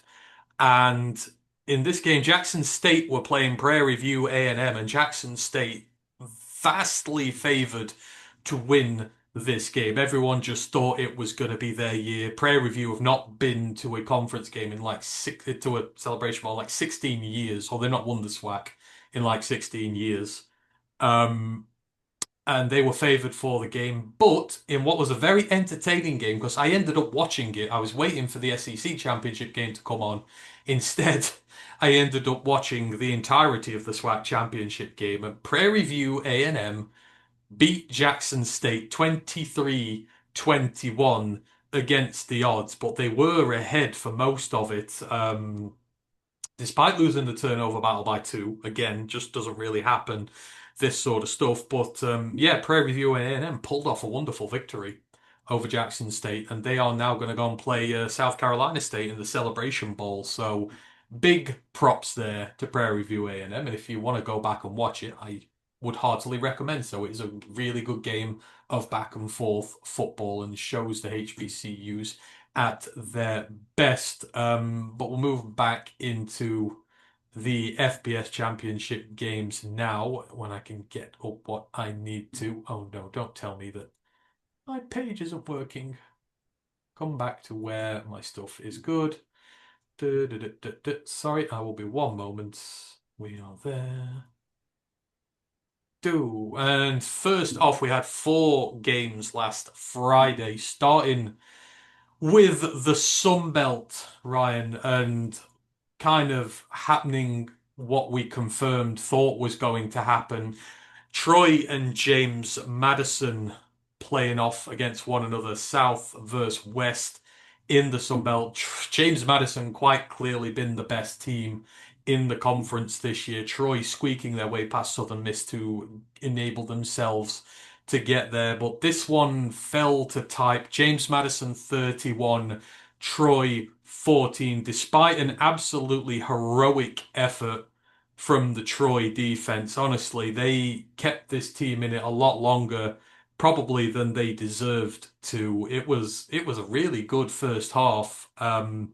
James Madison were leading 17-14 at the half, but Troy really sticking to their own to this. There was no score in the third quarter, and it took till the last 4 minutes of the game, for this to really be blown wide open. Alonzo Barnett had a rushing touchdown from 26 yards out to make it a 10-point lead. And then Tyler Kilcrease, the backup quarterback for Troy, came in because the starter unsurprisingly got withdrawn with injury because he'd been sacked so many times, but it was a strip sack of Kilcrease. Literally 50 seconds later, two scores in a minute for James Madison, and they eventually comfortably managed to see this one to bed. And we talk about James Madison's defense this year, right? They had, and the numbers are not wrong here, a 34% havoc rate in this game.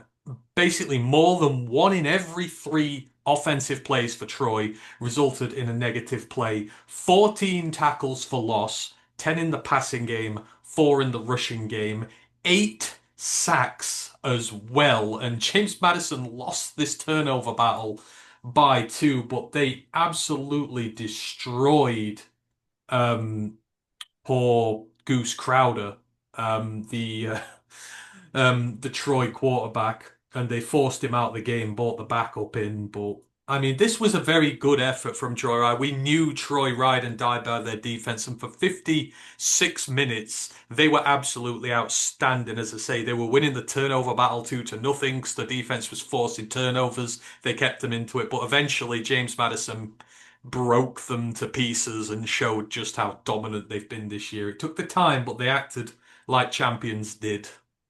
Yeah, like I said, Troy did a great job. Like I say, because Troy, I mean, their defense stood up, but it was also incredibly leaky.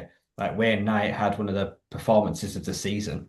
212 rushing yards and 20 carries. Like he absolutely knifed them all game. But when it got to the red zone, like James Madison kind of suddenly, especially in the first half, they kind of just running out of ideas. They really weren't all that dynamic in that sense. And Troy found many ways to frustrate them.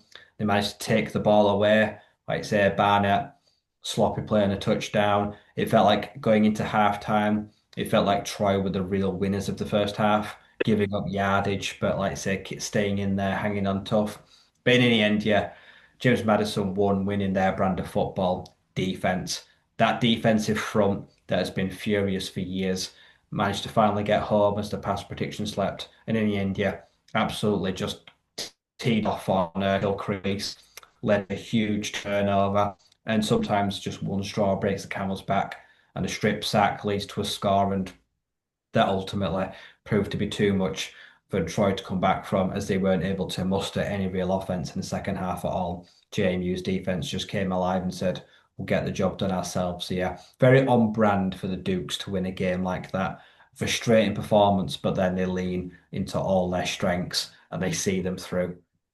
And their defensive line, what a day for Sahir West. He had more sacks than pressures. He had 5 sacks and 4 quarterback hurries, as well as a forced fumble on the day. The defensive end, I think it's his first year as a starter, just took this one over. 3 sacks for the other edge, Xavier Holmes, as well. I mean, there's not much you can do about that, is there? Just when you're getting so badly dominated on the line of scrimmage, it just they knock the opposition quarterback out. Literally, the guys going off holding his arm. They broke Goose Crowder down. I mean, it's just been James Madison's calling card for so many years now. The defensive line, going back to Mikael Kamara, James Carpenter, all these guys, they just don't seem to stop finding defensive line talent there. No. And when the line is balanced and you've got guys on either side where you're not just flushing guys out, you're kind of just meeting in the middle. You've got someone on either side that's very capable of getting the job done. It is literally the worst nightmare for a QB. He just had nowhere to go. There were no answers on the day. And the offensive line in the end really did just, it ran out of steam. And yeah, he was a sitting duck. Like I say, it was kind of sad to see, like say, that he really had no answer, unfortunately. No, it was oh fuck oh, Ash will approve of that joke for sure. But yeah, James Madison quite rightly win. I don't think there's any doubt they were the team to win it this year, right? Right. There's no It never they felt like they're going to be any doubt for me. no, no. I mean, Troy gave if Troy had a competent offense, they could have won that. They smacked of Iowa in this game. The defense gave them every opportunity to win it, and the offense couldn't quite convert. But yeah, James Madison won. No fuss there whatsoever. However, the same could not be said in the CUSA, and maybe the greatest single season turnaround of the year, full stop, has been orchestrated by the Kennesaw State Owls, a two-win team last season, completely overawed, it looked like, coming up in their FBS debut. And one of the examples of, maybe have they come up a year too early, or have they come up too early? Maybe is the step too big for them. 1 year later from that two-win season, they are now celebrating their first CUSA championship on the road against Jacksonville State, the team who have dominated the CUSA for the last couple of years. Now, 19 to 15 winners for Kennesaw State, and we said, well, is this maybe going to come down to Kennesaw State stopping Jacksonville State's rushing game? They didn't. Jacksonville State rushed for 230 yards in this one, but critically, they couldn't combine it with good work through the air. They kept Jacksonville State to less than 100 passing yards. Caden Creel was 12 of 21 for 76 yards and an interception. He rushed for 132 and a touchdown. Cam Cook rushed for 76 and a touchdown. But just essentially, they managed to keep the Jacksonville State offense outbalanced and they put it behind the sticks. Kennesaw State took a 10-0 lead in this. There was only one touchdown in the first half. Kennesaw State went in with a 7-0 lead. They got a field goal in the third quarter. I mean, Jacksonville State didn't score a single point until 12 and a half minutes left in the game. Sorry, till 10 minutes left in the game. Kennesaw State forced a safety with 12 and a half minutes left to go 12-0 up, but then two touchdowns in 6 minutes from Jacksonville State. First, the Cook rushing touchdown, then the Creel rushing touchdown, and you're thinking, is that, too of Kennesaw State cracked? Is it going to be a little bit too much for them?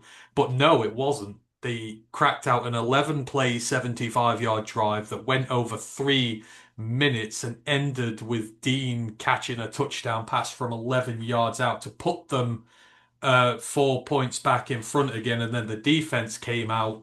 They went 4 plays, minus 10 yards, turned over Jacksonville State on downs, and they were able to kneel this one out. And I mean, what a job that's been done down there at Kennesaw State. Jerry Mack, the head coach, has been rewarded with a new deal.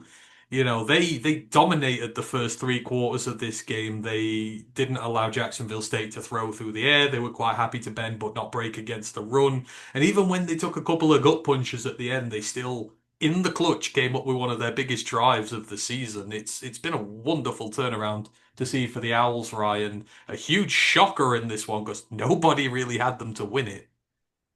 I did. I Apart think, from you, that's why I set you up there. There you go. yeah. No, do you know what? This is probably the biggest turnaround in the country. Like I say, if you're talking about not just wins, but mentality, grit, heart, desire, passion in a conference, like say, it's a straight minefield. like I say, you've got some serious offensive output in this conference. And this was one of them games of chalk and cheese. This was a Jack State offense that, one, usually does not play from behind. Two, is not built to play from behind because it's a primarily heavy run offense with a quarterback that will throw on the run, but does not necessarily want to sit in the pocket and hang around and then get through his progressions. So when Kennesaw State jump out to an early lead, immediate alarm bells. Like say if the Gamecocks like this is not where they want to be. They're not built. Like I say, they don't really have the system to get out of it. And then yeah, Kennesaw State build on the lead, totally in control. But credit for Jacksonville State to taking a foothold in the second half, like I say, managing to work their way into it. Their offensive line, definitely in the second half, started to win its battles a little bit more. It held back the flames of the defensive line from Kennesaw State, which was nullifying them. And they did manage to do a good job of clawing their way back into it. But like I said, everything Kennesaw State didn't learn from the first game where they fell short, they used that in this game in that final drive to spur them on, like I say, and do a good job of clawing themselves back into it and ultimately finding that drive that was able to put this game away and come out on top. But yeah, a team, I mean, it's got to be going places. Like you say, you don't just have this big turnaround and then take down a defending champion in a team, like say, the conference that's got like say the air raid of like say Kentucky and at Louisiana Tech. They've got more state that have had a great comeback year. Liberty on a down year, like all the stars just aligned for them to have this perfect run this year. So they really are building something long term for the future. And now, like say, they're top dogs here. I think Jackson State will be very upset about how they started the game and ultimately will be left with a pretty sour taste in their mouth that somewhat limp offense. For me, they need to go into this offseason and work on balancing themselves. Hmm. Can't come out here next year for a third year in a row and just look to dominate on the ground because you will get in these positions where someone will stop your run game and then suddenly you're out of questions or you're out of answers. So yeah, but Kennesaw State just build on this. Like I say, it'll help them in their recruitment, it'll help them in their funding, their staff, and yeah, a fantastic season for them, capped off on them and their staff. And yeah, a real highlight of the year for them. Yeah, absolutely it was. And I've just somehow managed to erase every single thing I had up on here. God damn it. Just bear with me one moment while I try and recover all the data I've just absolutely thrown away. Thankfully, not this recording. Next up, the most undeserved championship of them all, it feels like, I know which one this on the is then. Friday. We're going to the Mountain West title game, and once again, it is, I think this may be the third year in a row now. It's been Boise State, UNLV, the 9-4 Boise State team, which managed to sneak in with its 6-2 record. UNLV was 6-2 as well, but they snuck in with a 10-3. They were 10-3 overall, sorry. But Boise got home field advantage as well for this one somehow. And I mean, Boise 6-point favorites for this. They kind of came out early, let know who was going to be boss. They got 21 nothing up in no time in about 20 minutes. Three successive touchdowns. Maddox Madsen chose to have one of his best days of the year. Only completed 17 of 31, but for 311 yards and three touchdowns. Ably supported on the ground, Sayer Gaines, Dylan Riley, provided a good run game for them, 174 yards there. And UNLV ended up just coming from too far behind. They did get a touchdown with 3 minutes to go in the first half. Colin Drea had a rushing touchdown, but then Boise went and scored again just before the half to put them 28-7 up. Then UNLV struck right back in a minute. So going into the half, it was 28-14, but 14 down at the time. UNLV got a touchdown back in the third quarter when Boise was shut out. Earl had a rushing touchdown, so it was a 7-point game. But then Boise came out in the fourth quarter. Sayer Gaines had a rushing touchdown. Then they just started to exert their effect on their. UNLV had to punt twice in a row. Boise had a field goal just to stretch the lead a little bit further and ended up being quite a comfortable game when all was said and done. 38-21 win for Boise, and UNLV just they can't get this Boise curse out of their way, right? Try no matter hard how they might. This Boise team has not been good this year at all, and yet it walks away with a Mountain West championship, which just feels so undeserved with the likes of San Diego State, New Mexico, Hawaii having such great years, and but champions act like champions when they need to, and I think we both knew instantly when they made that game, you thought, yeah, they're gonna win it just because they've been there and done that, and ultimately that's what happened. Yeah, like I say, that field advantage, that crowd, those fans. Like I say, Maddox Madsen had one of his best days, probably as a Bronco, because like I say, he didn't have Jonty this year. Cy Gaines has been good. Dylan Riley had a good game, but for me, the reason the game was, like I say, the issue, it was the UNLV defense. Like I say, they just really had no answer. Like they got Boise State to third down 16 times, but they let them convert on 10 of them. You cannot win games if you're not getting them to fourth down out of 16 times nearly. Like I say, that really was the camel that brought the straws back. Like I say, Boise nipped the time of possession, but ultimately they were able to just march up and down the field. And then you look at discipline. 9 flags for 70 yards in a title game. You can't do that. Dan Muller must have absolutely been screwing at the half and in locker room. You can't give a team that is playing so well on offense 70 extra yards that they frankly don't deserve or don't need. They gave that game away, and in the end, they were a non-factor. They beat themselves, but yeah, Boise State were great. Like I say, one of their best performances all year, and we know that they're a big time team. Like I say, they can save their best football for when it really matters, and I suppose in a way, you got to credit them for that. Like I say, they came out again and proved that, yeah, we belong to be here because when we get here, we get the job done. And yeah, the mini dynasty just keeps on trucking. Like I say, no John to no problem. So I can't really fault them for that, and I can't really knock them for the way they've gone about it this year. No, a down year, and they've still managed to win the Mountain West, even though it's a much UNLV, improved great. conference. Like I say, can they repeat it though? Can their formula of like say just throwing money at it this year, can it happen again? Will it work again? Yeah, can Will you there be hold a on? big roster turnover? Can you hold on to Colin Dreyer? Because he's obviously had a decent season down there. Maybe I mean, he's Mullen, the thinking, hierarchy so far looks like a good decision. yeah, can they Still keep him? good. Like I said, Because he's rallied the troops. Like I say, he's built a team out of a lot of new faces. Yeah, and yeah, I they'll come back. But yeah, once again, I mean, the Broncos just prove why they are the biggest threat and the best team. Yeah, and I think you maybe lose Jaden Thomas this year potentially.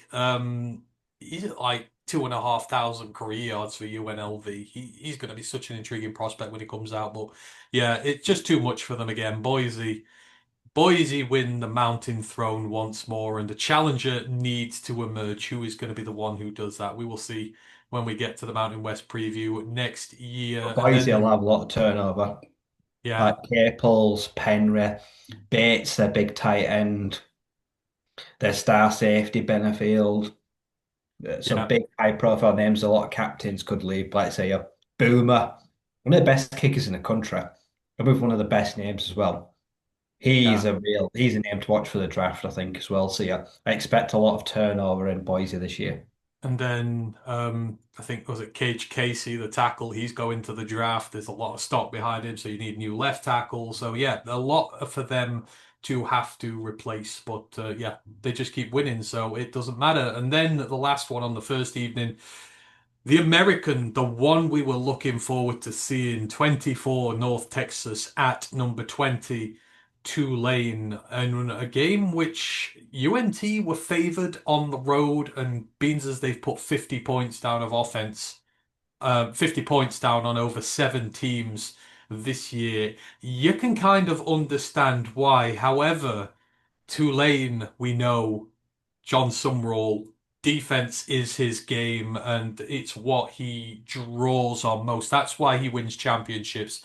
His defense is great. And Tulane end up winning this one 34-21. They win the turnover battle with a +3 turnover margin. They picked off Drew Mestermaker three times and they forced a fumble as well. They got five sacks on Maker. UNT didn't have a single sack all night, and even with 150 less yards of offense, they were far more efficient. And despite UNT taking the lead early and thinking, well, hang on, after 7 minutes, this might be UNT's day. The next five scores were all Tulane. Four in the second quarter, in which they completely and utterly dominated everything North Texas did.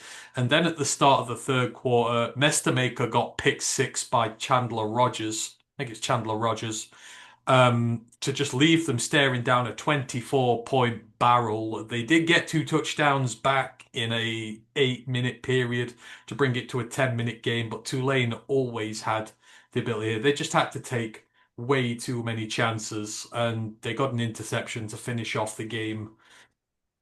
And Tulane, Rye, win the American this year.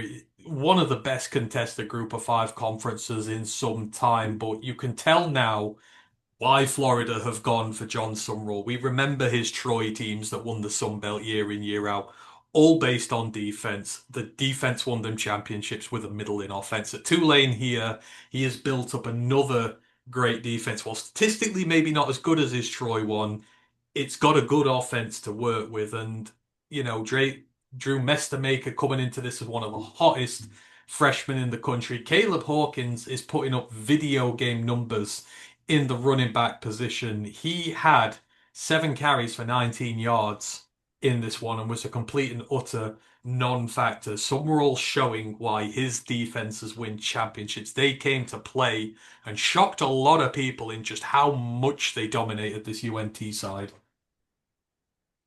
I was so disappointed in this game. Like I said, I thought this will be like say, one of the best games all year. But yeah, Tulane's defense just dominated. Like I say, I'm sorry, like Drew, but it's got to be Drew Maker. We're gonna have to change your name because he had a stinker. He just forced too many balls. He has got by all year being a total gunslinger with the laser eye video game numbers, but it was just a bit too high, a bit too loose this week. Like I said, there was a lot of throws that he'd want back. The turnover plays, let's say, they were sloppy, they were costly. The run game it just disappeared. It evaporated because Tulane took it away. And Drew, bless him, naive freshman, thought, I have to go out there and I've got to pass our way out of trouble. And that just brought more trouble on itself. So yeah, Tulane put him in a lot of bad spots. They punished him for every mistake he made. And in the end, Jake Retzlaff just did Jake football. Don't turn the ball over. Safe pair of hands because he's a savvy veteran. Like I say, good in the run game. And in the end, their defense just got on the ball back time and time again in great field position. And that is kind of the brand of football they're built on. Their D line punished Drew. It was under a lot of attention. He was throwing off his back foot. And in the end, it was a bit chaotic, a bit messy from North Texas. But Tulane had them where they wanted them. Pretty much by the first quarter, they knew they had them on the ropes. And what a redemption story for Jake Retzlaff. Starts the year chucked out of BYU for violating a morality code of Now he's in the sleeping with someone playoffs. out of wedlock. And now he's won an American championship and he's going to the playoffs when BYU won. I bet even he in his wildest dreams couldn't have seen this happen. And kudos to John Sumrall for picking him up late when their own quarterback, I believe, was arrested. It was meant to be Findlay, wasn't it? Was it Yeah. Findlay? And then kudos to him. He had to change his quarterback at the last moment, took an outcast from BYU, turned him into an American champion. Yeah. Like you say, sometimes fate and the stars just kind of align in those senses. And I always like to say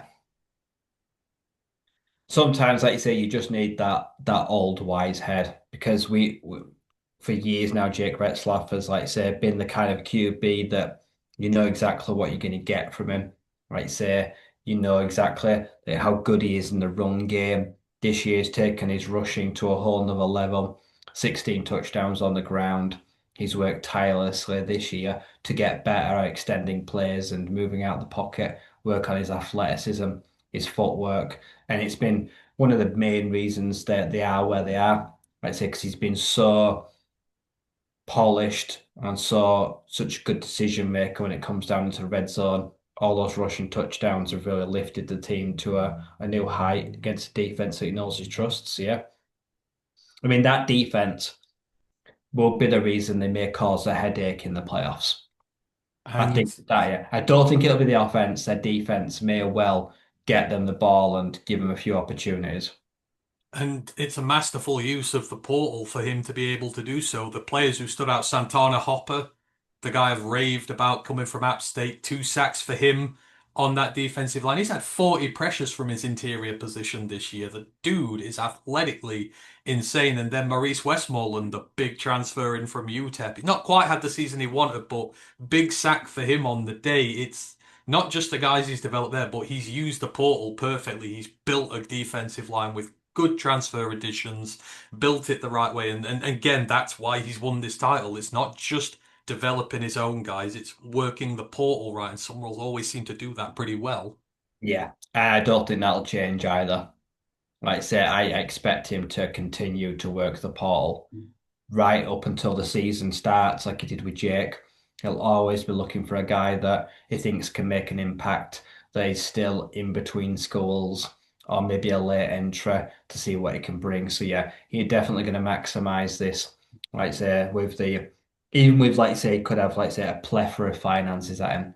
He'll still look at the portal, like I say, and where he can bring strengths. Yeah, like I say, so yeah, Tulane enter the playoffs on their defensive wave, just full of confidence. North Yeah. Texas. I suppose the big question we're just asking is how ugly will it get? Who will leave? What Mm. will be left of this program in a couple of months' time heading into next season? Like I I say, mean, it's a lot of question marks. Like I say, their season may not be defined by this one game. It could be what happens with Eric Morris departing. yeah, I mean, Mestamaker's not I'd officially hate for gone in them the to, like portal, say, has lose he? Maker, Hawkins, like say multiple guys like that. It would really suck for them. Yeah, yeah, and just go even more from Summerall. Harvey Dyson, they bought in. He had a sack in this game. 8 sacks for the Texas Tech transfer. Sam Howard, the linebacker, he bought with him from the off from Austin Pay out the FCS. It's turned him into a statistical star as well. Watch for Sam in the draft process because he is a vastly experienced linebacker. Um, and you want a day three guy who's going to give some juice to your team. He's a name to watch out for sure. But he's just masterfully worked that Yeah. portal so well. And UNT might have missed a big opportunity here. yeah, yeah, they might have missed a big one because it's just going to keep getting harder. You've got Brian Hartline in the conference now. You know, you've got Charles Huff in the conference now. This is just not going to get any easier, and you're losing 2-star freshmen. I mean, if they keep Mestermaker or Hawkins, I would be astonished. I would be absolutely astonished. So, but yeah, Tulane win the American and they move on to the playoffs.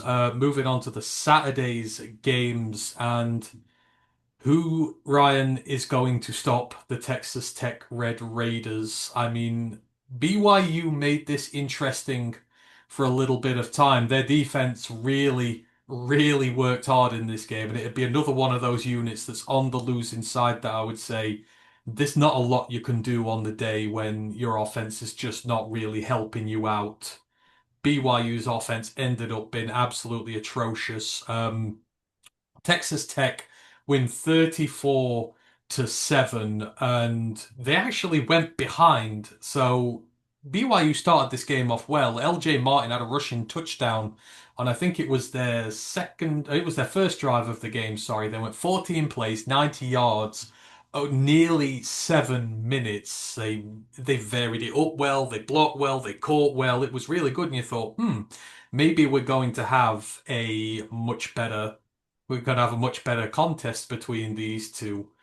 Um, and it was only 10-7 going into the half. Texas Tech struggled to get into rhythm. They only had a field goal to show with early, but then there was a big pass caught by Aiken, which put them up. And then in the second half, Texas Tech's defense came to play. That the drive chart for BYU in the second half, they did go 12 plays, 47 yards. Then they were stopped. They missed the field goal. And then Three plays, 2 yards, interception. Three plays, 4 yards, punt. Two plays, 10 yards, fumble. One play, 0 yards, interception. Four plays, 6 yards, downs. One play, 12 yards, fumble. Four plays, 11 yards, punt. There was a sequence in there where four successive drives went fumble, interception, fumble, interception, and they just absolutely ragged away on anything BYU were trying to do. Their second half offensive output was absolutely atrocious, and Tech weren't even really. They only had 2 sacks on the day. It wasn't like they were doing anything crazy there. They were just forcing turnover after turnover after turnover. And you look at it, Ryan, you're like, who's going to stop this defense? Like BYU were not a bad football team. BYU have been a very good football team this year. But this Tech defense just again and again and again and again and again creates turnovers. It hits hard, it leaves a mark on you, and eventually it just breaks you down. Yeah, it's it's just smothering. Like I say, it's just relentless. And it did a great job in the first half. Like I say, they came in getting to halftime as the halftime lead. Like I say, it's a slender lead because let's say the BYU defense has done a really good job of slowing down the run game, keeping Berry in check in the half. But the second half, like I say, something just changed. I mean, Ben Roberts, linebacker, has the best half of football he's ever played. Like I say, an incredible athletic interception, and then a costly one, like I say, a loose ball over the middle. Like I say, those two changed the tide of the entire game. They give a short field. Like I say, they really put BYU on the back foot. And then at that point, like I say, they know that TTU can start to ramp up the pressure. Poor Bareback Meyer all day, just a deer in headlights, and it wasn't his fault. Like I say, it was just constant pressure, constantly guys in his passing lane, in his face. Like I say, just not having any time to operate. And yeah, TTU were like a pack of wolves and they hunted him down. LJ Martin was fit and like I say, he did what he could, but ultimately that O-line at BYU just could not win many of its battles. It just didn't give him enough time to operate. And yeah, in the end, unfortunately, the Cougars' offense was shut down. A lot of late points for TTU that felt like, say, adding more insult to injury that they deserved. But in the end, the scoreline will make it look like it wasn't a close game. But for two and a half, 3 quarters, it very much fair was a contest. But yeah, yeah, who is stopping Texas Tech? They can win games ugly like this with their defense. They can win all out offense, like say with Dickey, with Aiken, with Barron Morton when they're on fire. Like I say, special teams as well, huge this week. Place kicker, 4 of 6. Nick made the kicks he had to kick to keep their nose in front before the bridge burst. So yeah, going into the playoffs right now, knowing that every unit, every player, like you say, is at 100% and giving everything they've got right now. Yeah, it's you just. I mean, Isaiah Jatta, the left tackle for BYU, is going to have nightmares about David Bailey. Like he just had such a rough day, and Bailey. I mean, he didn't have the splash plays, no sacks. He forced a fumble in this one. He was just a I think general he got nuisance sacked. all day. And Bear, obviously, Bear got hurt. Bear hurt his ankle earlier on because he took a bad. I think he got rolled up on one of his own linemen. But it's like sharks in a swimming pool. It's like sharks in a pool, isn't it? He was clearly limping and he struggled and they had to come out for a little bit and they every time they just flushed him because they knew he couldn't run and had to throw it away. It was kind of sad in the end that they did hurt him, but when a shark smells blood, a shark eats. Yeah. I mean, it says a lot to the depth, doesn't it? Because when Texas Tech lost Baron Morton, they could go to their true freshman, Will Hammond. Yes, he lost Arizona State, but like a 4 or 5 star freshman. But like I say, what's BYU's backup plan? Like I say, they just kind of hoped all year that Backmeyer one plays well, two stays healthy, and they've had both those things, so they didn't have to answer that question, did they? But in this game, no plan B for like say when Bear ultimately does get smothered and can't operate. So yeah, back to drawing board for BYU. They've managed to keep hold of their coach. That's a big thing. He turned down the Penn State job, so that's really big for them to give them crops. But yeah, they're going to lose some big names to the draft, like Jack Kelly. Like I say, he'll go Tanner Wall. I love Tanner Wall. plenty of these guys are going to move on. So, yeah, can they reload and go again next year? They fell short last year and they lost to ASU that cost them a title game. Fallen short this year, like I say, in a title game. Can they go one better? Holy shit, have you seen that news in the college pod? Sharon Moore has been fired by Michigan for cause. He's gone. Does that He's mean done. something outside of football? So, there's been a lot of rumors going around recently that Sharon Moore has been indulging in, let's say, some amorous activities with a student. Oh, And there's been a lot of things said about him in that regard. But I've always thought it's just jealous OSU and Michigan State fans and stuff like that. But it might not be that. But yeah, it's just been put in. It is absolute breaking news right now. Sharon Moore fired for cause by Michigan. We will not, yeah, just speculated what it was. But I saw a lot of rumors going round. I thought it was just mudslinging, but I mean, no smoke without fire, right? That's massive. All of a sudden, one of the biggest jobs in the country has just become available. yeah, I don't like say the worst point of a cycle. Like say, problem is with Cause, they had to be sure before they fired him, but now they've waited so long to be sure to fire him. What do you do now? Like say, Who's on that staff? Oh, worst possible not time to Wink. fire him. Oh, do you reckon they'd give it Wink? Isn't Wink Martindale still there? Yeah, he's on the defensive side of the ball, isn't he? Defensive He's got to be coordinator. interim, like say, yeah, with his level of experience to steady the ship. I mean, they're not in the playoffs, are they? So their Yeah. season's done. So they can theoretically go through that. Ooh, ooh, ooh, ooh. Oh, this is just kind of really sorry about this, and this is recorded, so this will appear like it is a complete late reaction to this. But this is our live reaction here. Oh my God, who takes that job? So with Cause, they don't owe him any money. No, they don't. He's it's usually when they say cause, it's violating the morality clause, which is cause, isn't it? You as Yeah. a head coach have a morality clause, and that's generally when they get you done for that. Jesus, that is that is insane. No smoke without fire, then. Um, good lad.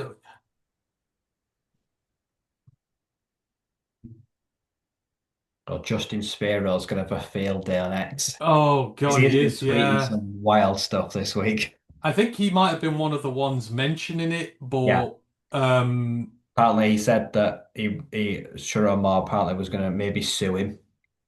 yeah. Well, Um, yeah, maybe he did have some on him. Good Lord. Oh, Ohio State fans are going to be going absolutely. Who is it? Ohio. What's his name? I mean, oh God, who's the really big fucking troll? They call him Ohio Tate. Is it Ohio Tate? I think it is, or Yeah. something on X. He's gonna go nuts right now. Okay, this is breaking news whilst we're recording this.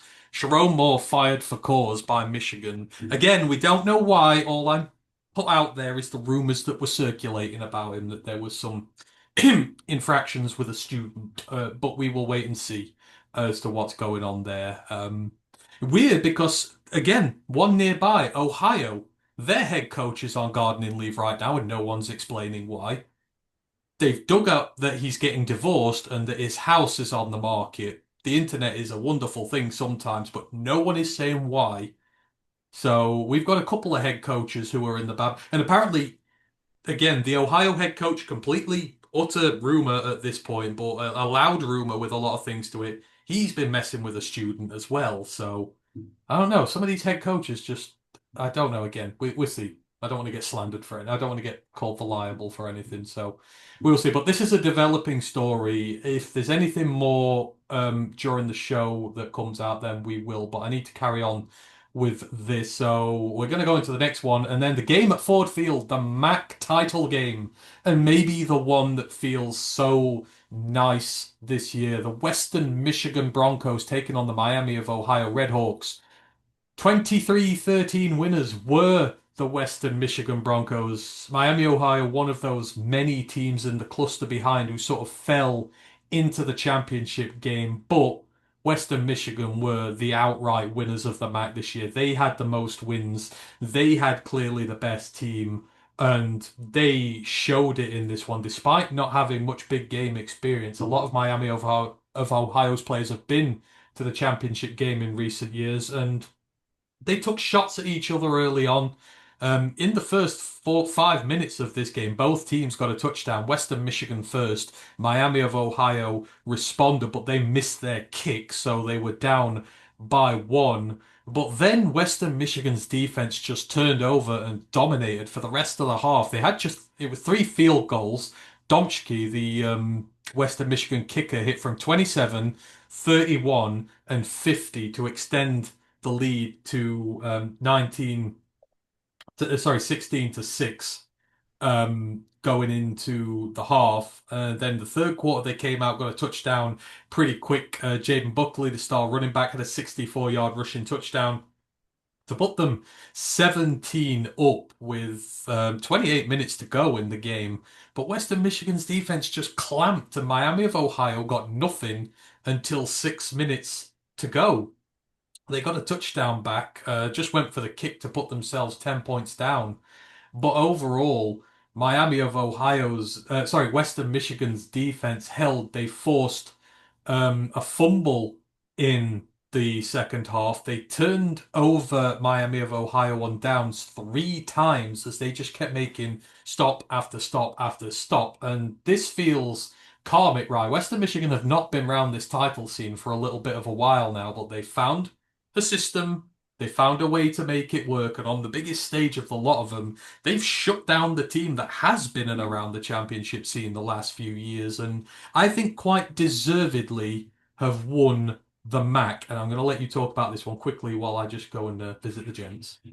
Yeah, like I say, my Western Michigan, one of the only teams this year that was able to kind of pull away from that chaos crowd, that's quicksand in the middle where everyone was in a 4-5 game mire where they were winning. Like I say, they weren't able to pull away from each other, so they went into this one, like I say, as the outright front runner of the top of the MAC, and they were able to flex their muscles very early in this game.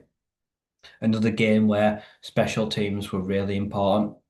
Like I said, their punter punted only 4 times, average of nearly 45 yards a punt, got one inside the 20. And then Domschke, like I say, a clutch on the day, 3 for 3, the long from 50. Those two things, like I say, field position and points were really integral to this building a lead, which then the defense was able to lean on.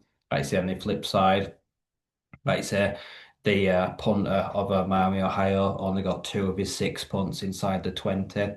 Ban missed his kick. So it really was those big, like I say, losses of momentum, missing kicks, like I say, or pinning them, swapping field position that really did allow Western Michigan's defense to take a stronghold between quarters 2 and 3 and really make its force felt. So by the time that Miami of Ohio did get back into this game with a score late fourth, it felt like it was already done. They'd done their due diligence and they were comfortable winners in the end. So yeah, very deserved. It's been a bit of a mire as the MAC this year. No one's able to rise to the top really, but yeah, in the end the Broncos come out and proved that they were the team to beat all along with a fairly comfortable and strong showing. So a lot of credit to them. Like I say, very telling as well, yeah, because unfortunately, like I say, Jeff Thorne, their former offensive coordinator of 2022, passed away today. Peyton Thorne's dad, the former Auburn QB. So that kind of feels like it was for him. Like I say, that's a sad, but yeah, what a great end to the year, and to get it done at Ford Field as well. That'll feel great for them, their players, their fans, and the coaches. Yeah, and they've set for continuity for years to come. Lance Taylor on the back of this got a new 5-year deal, I believe. So you've locked in your head coach who's got you the MAC championship. The future looks bright potentially for Western Michigan now. You've got the title under your belt, you've got your coach done. I Got a young think you QB as lose. well, redshirt Yeah, sophomore. yeah. So if you can keep the Hawks away, now this is the problem for MAC teams and why sometimes a lot of the good ones fall apart so quick. The Hawks in the portal get you, but if they can hold on to the core of that team for next year, then you would look through. Jason Candle's gone from Toledo now. A lot of the teams that have been in the upper echelons in recent years are rebuilding, so it is potentially there for you to go back to back. And you've got most stability out of a lot of these teams. So Western Michigan win the MAC again, deservedly so. It's good to see a new face up there, and yeah, again another superb defensive performance. Defense wins championships. It is not a lie. And speaking of defense winning championships, we go to the SEC and talk about a defense winning championships. Georgia at Alabama. Georgia, and obviously it was at a neutral venue, so it Not wasn't that a home neutral, game was there? per se. No, not that neutral, but yeah, Georgia 28-7 winners over Alabama in a game which Alabama were held, I believe, to -3 rushing yards when all was said and done, with sacks taken into consideration and whatnot. There was just no run game there whatsoever. Georgia really just sort of dominated this game. Touchdowns in the first, second, and third quarter to put themselves 21-0 up. Alabama didn't score until 12 minutes was left in this game, with Gio Bernard eventually got a touchdown. But then Georgia just came straight back down the way. Zachariah Branch got himself a touchdown, and defenses winning championships. This is Alabama's drive chart for the entire game. 3 plays, 7 yards punt. 4 plays, 13 yards punt. 6 plays, 30 yards interception. 4 plays, 13 yards punt. 3 plays, 8 yards punt. That was in the first half, just for the record. Second half, 3 plays, -8 yards punt. 3 plays, 7 drives punt. 3 plays, 8 yards punt. Then they had the touchdown drive, 9 plays, 91 yards in just two and a half minutes as well. They went uber quick, but they were running from behind at that point.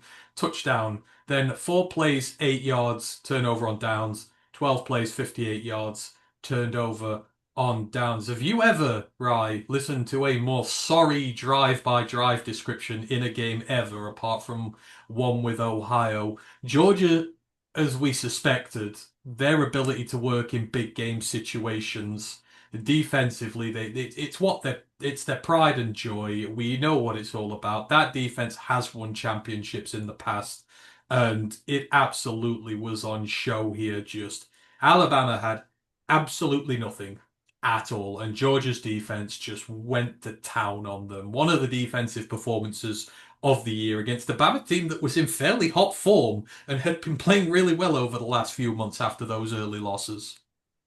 Yeah, like I said, Georgia finally takes down the boogeyman. What were they 0-3 in SEC title games against Bama? They were one in recent meetings, but yeah, this for me was one, the most impressive championship performance of the weekend, two, the most disappointing game of the weekend.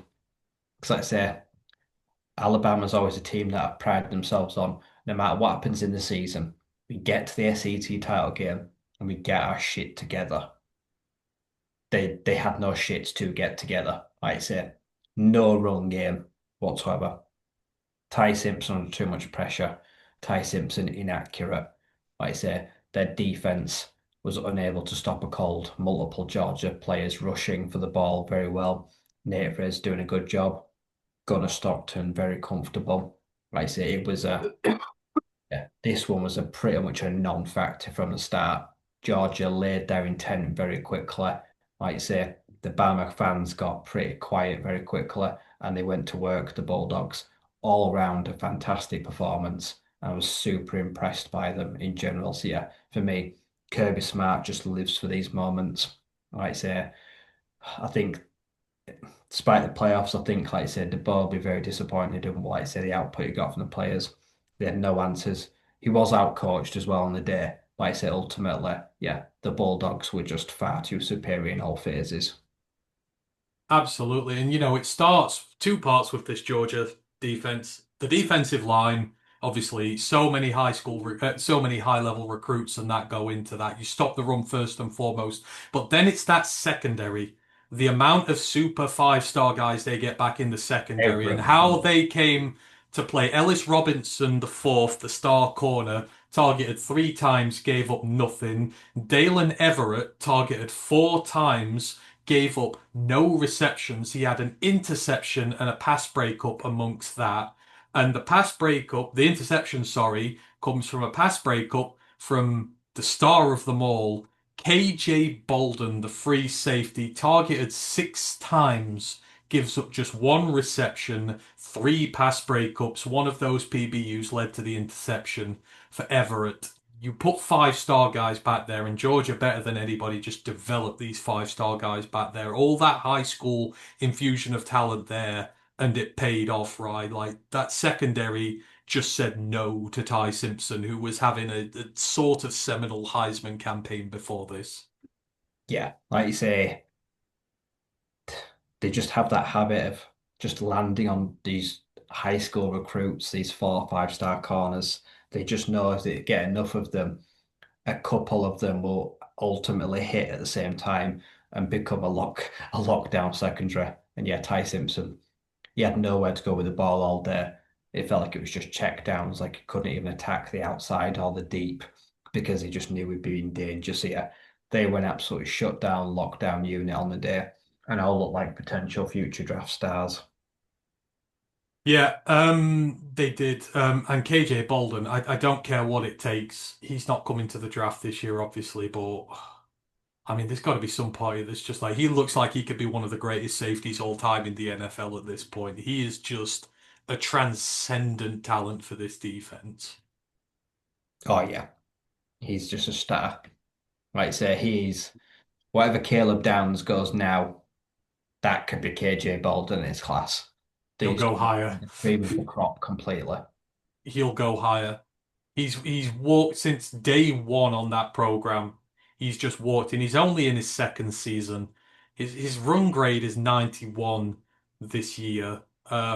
He's just having an insane year. His missed tackle rate is 7%, which for a safety is crazy. He's got like 130 career tackles already. He only gives up 56% on targets, only ever responsible for 1 touchdown given up. He's got 3 interceptions, 6 pass breakups as well. The NFL passer rating against him is sub 50. I think it's at 46 this year. I mean, you're playing in the SEC against some of the best quarterbacks, the best receivers, the best offenses, and the kid just is acting like a 6-year pro now. Yeah, like you say, he just does everything to a very high standard of a guy that's played the game 5 plus years. Like I say, he's got about 18 months of starting experience under his belt. Like I say, it's unheard of. Mm. And Alabama, just in response, had nothing. 1 sack on their defense. Georgia with a backup center as well, because Drew Bobo was not playing. So they got a new center in who's not really played this year. That Georgia offensive line was just it was stout. It didn't allow them to get any pressure whatsoever. Again, you put some good talent onto that line. But Monroe Freeling, he was pretty much untested all day. Ernest Green, he's been battered by injuries all year. Played really well, just completely and utterly dominated on the line of scrimmage. And it's the manner of the loss, right? I think this is why a lot of people are annoyed Alabama made it. And I said it last week. I said if they get absolutely, shellacked by Georgia, they shouldn't make the playoffs because it reflects on them as a team. And to be honest, they did. 28-7. I know it's not the worst scoreline in the world, but it was non-competitive, like for this entire game. It was just a poor manner for them. Yeah, it was a bad watch. The scoreline won't tell you the whole story, but Bama were never in this game. Got their ass handed to them. Mm. You're right. It was a very poor watch. And even again, Georgia are never the most explosive of teams, so you're not watching really for I think their Kalen DeBar is in trouble. offense. Yeah, Whether I think Connacht should be is he's on a hot seat now. he needs to do well in the playoffs. He needs a strong playoff, or like I said, next year could well be his last. Yeah, yeah. They just got absolutely shut down completely and utterly, and very embarrassing for them. Well done for Georgia, SEC champions this year, but they will want a whole lot more. But then we came down to the final 2 games, and the Saturday night I streamed one of them, but I was watching the other one, and two absolutely fantastic games. And finally, Rye, after what felt like an entire season of them letting you down, every time you went for them, you didn't. The Duke Blue Devils finally came through for you in the ACC title game against Virginia. Duke 27, Virginia 20 in what was a very entertaining game. There were tons of turnovers in this. There was good offense, there was bad offense, there was good defense. It was all over the place, really. But Duke started off hot. They got four of the first six scores in this to put themselves 20-10 up with 5 minutes to go. But with a 10-minute lead and 5 minutes to go, Virginia, to their credit, were able to really get back into this one. They got a field goal with 5 minutes to go. They forced a quick punt out of Duke, and then a 10-play 96-yard drive that ended with 22 seconds left. They were in no huddle at the time. To be able to take it to overtime, it was a really admirable comeback from Virginia when really they didn't deserve to get there, but they got to overtime and Duke got a touchdown. Mensah got a passing touchdown. There were 7 plays to go the 25 yards. But then the very first play of Virginia's drive, an interception to end this one. And Duke, the five-loss team that it really felt like were outside of Boise State, the most undeserving team to make a championship game this year. They put a lot of money into NIL, right? You invest in Darian Mensah, you want championships for your program, and while they're not going to the playoffs, an ACC championship win for Duke, fronted by their star quarterback, who for the most part had a decent game. He threw one pick, but he was 19 of 25, 199 yards and two touchdowns. Steady game from them, but we kind of knew Virginia were going to mess this one up against a five-loss team. I think you predicted Duke to win this, and it feels like a hollow ACC championship win for them to not go into the playoffs. But I think they'll take it after a five-loss year. Manny Diaz wins the ACC before Miami do, after they fired him all those years ago. I think Duke will be absolutely delighted to lose 5 games in some manner of some losses and then win the ACC title game in the most Duke fashion possible. Overtime, sloppy turnovers, poor player, and then seal it with, like say, a pick, like say, a terrible throw. That was the only way this game was ever going to end. They just dragged Chandler Morris down with them and made Virginia play at their level. It was scruffy, it was ugly, but ultimately, when they needed them most, all Duke's big players came out once. Mensah, Cooper Barkat, and Vincent Anthony Jr., who had a big sack. Like I said, they're big leaders, 3 or 4 guys on the day, all stepped up. Like I said, their special teams as well, very sound on the day, needed to be clutch in these moments. Yeah, ultimately, Virginia, yeah. Chandler Morris will probably want to forget this game as quick as he can. The picks weren't good. There were some bad throws. Like I say, he was not very accurate on the day. And yeah, Virginia, yeah, probably can't believe they lost this game. Because I think if Virginia win this game, I think it's Virginia they're in the playoffs. I think the ACC championship does go to the playoffs. Oh, they'd have been ranked higher than James. They'd have been ranked higher than both Group of Five teams, so they would have Yeah. got there. So yeah, Virginia will look at this as like say one of the biggest moments missed in recent history. And yeah, Manny Diaz can breathe a huge sigh of relief. Yeah, yeah. I know Miami are He'd have going to been the under playoffs, pressure if he'd but have let this one slipped by because he was already under pressure. He would have been on serious heat if he'd have blown an ACC title game when mm, they really were not deserving to be there at all.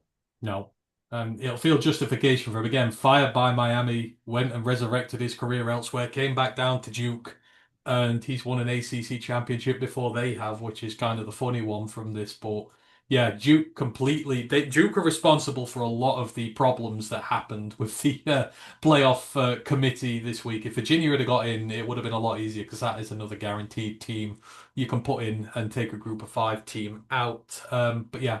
Duke beat Virginia. Absolutely fantastic game. I ended up watching the end of it on stream, but there was one game that ruled them all, and I've left it till the last because I watched this entire thing from start to finish. And we talk about potential George Munger winners this year. And for me, Jerry Mack's done his job with Kennesaw State, and there've been some incredible turnarounds, but nobody has done a better job than what Kurt Signetti has done with the Indiana Hoosiers. Finally, they break their glass ceiling. 12 months ago, Ohio State made a mockery of them when they started their new "we're winning now" phase, but you're below us and you're nothing to do with us at this point.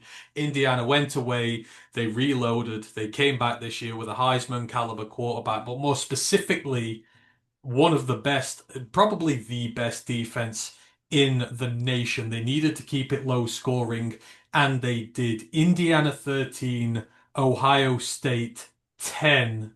And this was one of the greatest defensive performances you will ever see in your life. This was to and fro all the way through. Indiana took the lead with a field goal after 7 minutes. Radicic hit one from 29 yards, but then Ohio State hit back with two scores. Julian Sayin had a touchdown pass to Carnell Tate. Really good. Really good pass protection for him, which allowed him time to find Tate in the end zone. Fielding then hit a field goal from 30 yards with 10 minutes left in the second quarter to advance it to 10-3. All Indiana could manage before the half was another field goal. Radicic hit one from 32 yards with 2 minutes 40 left. But at 10-6 down, with Ohio State having the ball to end the half and then Ohio State getting the ball after the half, Indiana's defense came to play. They forced a punt on a drive that went 4 plays and 13 yards from Ohio State to get to the half unscathed. And then when they came out on the flip side, Ohio State had a 5 play, 11-yard drive, which ended up in a punt, and Indiana got their offense the ball back, and they responded in kind. A 7 play, 88-yard drive that went 3.5 minutes. And Mendoza, it was a touchdown pass to Elijah Sarrett to put them 13-10 up. Still 23 minutes left in this game at this point. No more points were to be scored, and it was the defenses that did it. And just it was Indiana's resilience. So Ohio State's next drive after that went 12 plays, 70 yards, and 6.5 minutes. Indiana turned them over on downs. They were able to put a good offensive drive together before punting, but it took 5 minutes 50 off the clock. But then the really big one, 15 play drive from Ohio State went 81 yards, took up nearly 8 minutes of clock, and the kicker Fielding missed one from 29 yards. Indiana bend but didn't break. They forced the shank from the kicker, which just took a whole ton of time off the clock. There was only 2:50 left when that clock expired. Indiana got what they needed to. They had a 6 play, 42-yard drive, which went 2.5 minutes, but critically forced Ohio State to use every single one of their timeouts and milk the clock all the way down to the last 13 seconds when the punt was said and done. Ohio State needed a field goal to be able to tie this one up. But they had too far to go. Ohio State went 3 plays, 47 yards, but ultimately they fell short. Right. One of the best performances we've ever seen defensively from Indiana, outside of the one drive where they got the Carnell Tate touchdown. No matter how long they were on the field, they were gassed, they were panting, but they just kept making play after play after play after play to be able to keep them at bay. They had 5 sacks on the day, 9 tackles for loss. You had the interception. They had a stop rate over 50%. Just what they've done at that team. Ohio State have just mullered every single team that's come in their path this year. But they did what Michigan did last year, shut down Bo Jackson, the uber talented freshman at running back, forced Julian Sayin to pass the ball. They became completely one-dimensional. They hit on the quarterback enough, and Ohio State weren't able to finish off in the red zone. It was tremendous from Indiana. Yeah, it was a clinic. It was a blueprint that most people just don't really have the capability of development. Like I say, D'Angelo Pons, what a player, eh? Like I say, a premier potential NFL corner just in a mini bite-sized package. He went up all day long against the best in the country. Did he give up yards and receptions? Yes. Did he give up explosive plays? No. Did he clamp down in the red zone? Absolutely. Had one of his best outings without an interception, all probably of his college career. He'll remember this game the most because he was thoroughly tested, like I say, and he came up with an answer time and time again. But that D line matched up just as one of the OSU strengths. The Indiana defense D line came to play as well. Got to Sane multiple times, stalled and ruined multiple drives for them. And in the end, like I say, this turned into one of the best championship game. Two elite defenses just teeing off on each other. Who could be the one that would make fewer mistakes and would be clutch in the red zone? And in the end, like I say, some crucial plays, extensions from Mendoza, like I say, was able to see them over the line in what was a well-deserved victory in the end. I mean, it wasn't pretty, the quarterback situation, but Mendoza, when he needed to, came up with the drives that he needed to. Julian Same was unable to. You go back to the Penn State game where they had to drive the end of the game to save that game from what would have been a humiliating defeat there. Like, those are his Heisman performances. The Penn State last drive, the winning touchdown drive in this one, at the end of the game to get the conversion to force Ohio State to burn all their timeouts. Like, it's not sexy numbers, but these are the critical plays in big games, which mean a lot more than stats do. Yeah, this was for me, like I say, if you're going to give him a Heisman, it's off this, it's that last drive. It's the game where it's not about numbers, it's about effectiveness, efficiency, like I say, and being able to stand big, win the tall moments against those elite defenses that scare the life out of most people. That's why I think he's done more than enough to make a case for win the Heisman, and this will be the performance that caps it off. It will be. And the thing, we talk about Indiana exclusively now because this is all about them. Their ability to have talent on the field and then to have talent in the pipeline through I mean, 2 years ago, people just used to laugh at them. No talent used to come through there whatsoever. Early in this game, Omar Cooper Jr. goes out injured at wide receiver, one of their most efficient chain movers this season. He's been an absolute stud for them. Elijah Sarrett, by his standards, was quiet, 3 for 37 and a touchdown. They're missing well, one playmaker's injured, one's been quieted down because he's got all the best OSU defensive backs dealing with him. And what happens? You get this young redshirt freshman by the name of Charlie Becker, 6'4", 209 pounds, only had 20 receptions on the season up until this point, used sparingly, only had 4 receptions up until week 9 of this season. But over the last 3 games against Penn State, 7 catches, 118 yards. Against Wisconsin, 5 catches, 108 yards and a touchdown. And then in this game, 6 catches, 126 yards, including a big bomb right at the end of the game on a third down, where they were able to chain move that one extra down that got rid of all of Ohio State's timeouts and took most of the time off the clock. You've got this young redshirt freshman who's just ready and waiting and has a massive career in front of him. He's 6'4", 209 pounds, outside X receiver, gonna be great. The depth is insane considering he's been there 2 years. The fact these guys can just come out of nowhere and make these plays just shows what a good job he's doing. But, young redshirt freshman who made a name for himself in this one. Yeah, like I say, he's going to have a big hole to fill next year, but performances like this just fill you with confidence that in a tiny sample size, you've got the next guy to step up, like I say, and go out wide. And yeah, this the Hoosiers showing no sign of slowing down. Like I said, they've reached the pinnacle right now, but they shouldn't have to worry about, like I said, this being a peak or a one and done. Like I said, they should be in the top of the Big Ten for the long haul now. Like I said, keep churning it out every year. Exactly. Your running backs, Hemby went at 4 yards a carry, Kalen Black went at 4 3-point yards per carry. You're just churning out good yardage, getting in good down situations, and then your quarterback does what he needs to. And in Indiana's case, they were pretty solid. They gave up 2 sacks in this game, both through the right tackle. Everybody else absolutely superb. Pat Coogan at centre is going to be a drafted prospect. Carter Smith at left tackle just, you know, did everything in his power. Didn't give up he gave up one pressure in this game. That was it.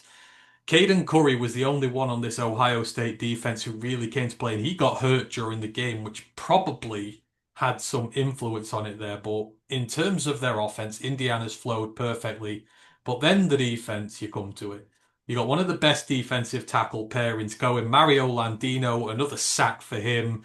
You got Tyreek Tucker, the nose tackle, absolute menace against the run. But then it's your big playmakers on the line. Elijah Hardy, the outside linebacker, he was a zero-star recruit who was originally slated to go to Navy 2 years ago. Kurt Cignetti picks him up, and he's gone on to have one of the best seasons going. A sack, a QB hit for him in this game. He had a pass breakup in coverage as well. He's got 8 sacks this year. He's got a forced fumble. He's got 3 pass breakups. Just turned into one of the best linebackers in the Big Ten out of nowhere. Obviously, you've got Aiden Fisher in there, who's an absolute star as well. Not Caden Turner, who was there's 3 of them.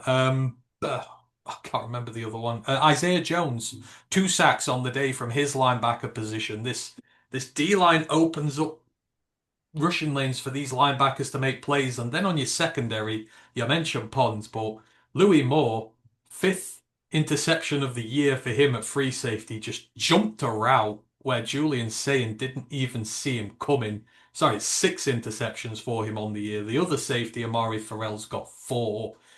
It's just one of the most well-constructed defenses ever, right? Right? You've got this dominant D line that can win with its front four. You've got these 3 linebackers in there who can just do about everything. And then you've just got a complete ball hawking secondary with a lockdown corner one and 2 safeties who are just some of the best ball hawks you'll find. It's the best defense in the nation, right? Yeah, like I say, top to bottom, front to back. Like I say, it's one of the hardest working defenses in the country that has a great turnover potential rate on any given play. So yeah, it's by far what they've been able to lean on in the hard times when their offense has struggled. That defense is just good enough for anyone, and it's good enough to win most conferences on any given day. It is. So you've got 0 stars in there. You've got James Madison transfers in there. You've got kids they've brought through from their own recruiting classes. This is not loads of super 5 stars that they've created this with. This is a lot of odd bod bits and pieces, but they are statistically, they're just one of the best units going. And to keep Ohio State so quiet is just testament to how well they've done. And even then, like the game records didn't even do. Mikael Kamara was kind of a bit of an afterthought in this. Aiden Fisher had a quiet one by his standards, and yet other people they step up and take the slack. So there's depth there, and they're in a real good position going forward. And of course, their kicker was clutch when he needed to be. I mean, for Indiana now, it's about showing the playoffs, right? This is the new experience. Last year was the experience of being at the top of the Big Ten, which it took them a year to adapt to, and now they have. Now you've got to adapt to playoff football. This is going to be different, especially when you're on a bye, coming off against an opponent that will be more game ready than you. Can you get back into this again? But I don't know. I think they could take anybody on the day in these playoffs, but you kind of want them to build off it with at least one win now. Yeah, you've got this far now. Even if you're not going to make the final, you got to take someone down here at least. You need that playoff victory to cap off the year. I'd be very disappointed if they went one and done after playing so hard, getting the advantage to then. But like with you, we've seen it in past where you get the break, you come out cold, you come up against a team coming off a victory, and you just look bad, sluggish. How can they overcome that and keep themselves ready? Yeah, absolutely. So yeah, that is championship week all done and dusted. Congratulations to every team that won its respective title and good luck to those going to the playoffs. And for the rest who are not, well, you've got a bright future to build to at least. Just quickly diverting off here again. And have you seen Justin Spiro's articles already dropped? Yeah, I've Yeah. So what's happened here is so just an update on what's gone on. So Following a university investigation, credible evidence was found that Coach Moore engaged in an inappropriate relationship with a staff member, not a student, a staff member. This conduct constitutes a clear violation of university policy. So he has been done, and I think it's obviously it's the whole out of wedlock stuff. Justin Spiro has gone one further and suggested that there are the pitter patter of tiny feet involved, or not the pitter patter of tiny feet. Named her as well, like Seth. Yes, the pitter patter of non-tiny feet that are not going to be here anymore. So yeah, this thing is just an absolute scandal right now. So again, we'll probably cover it more next week when it's all out in the open and what has happened. But yeah, go check Justin Sparrow and his article out. That will get your blood pumping for sure. So yeah.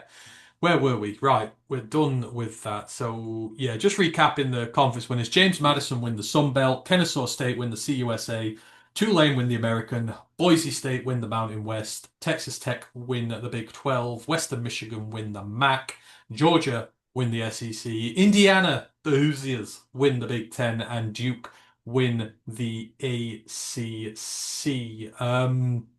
I'm just trying to figure out. Halfway through this, I deleted every single.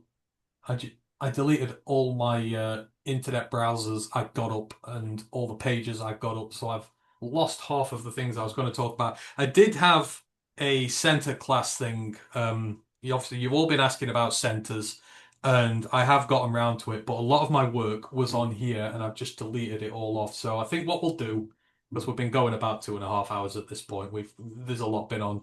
I'll kick back the center stuff to next week. It'll allow me to do some more work on them as well. Plus, we don't know who's declaring yet, so it's tough to talk about prospects whilst we don't know who is Number declaring. one centre in the class, It's torn his Jake. ACL, and he? So he's got a big decision whether or not he goes back or not. Yeah, so at the minute, I do want to talk a little about it, but the only so I've got three categories here which we're going to talk about. So centers that have so far declared or are out of eligibility, so we know they're going to declare. Jake Slaughter, the Florida center, has declared, probably center one in this one now. Logan Jones of Iowa, he is out of eligibility, so he will go to the draft. Pat Coogan of Indiana, I think he's out of eligibility now, so he'll be going to the draft. And Brady Wilson of Virginia, he will be going to the draft as well. Underclassmen who may declare, but they don't have to this year.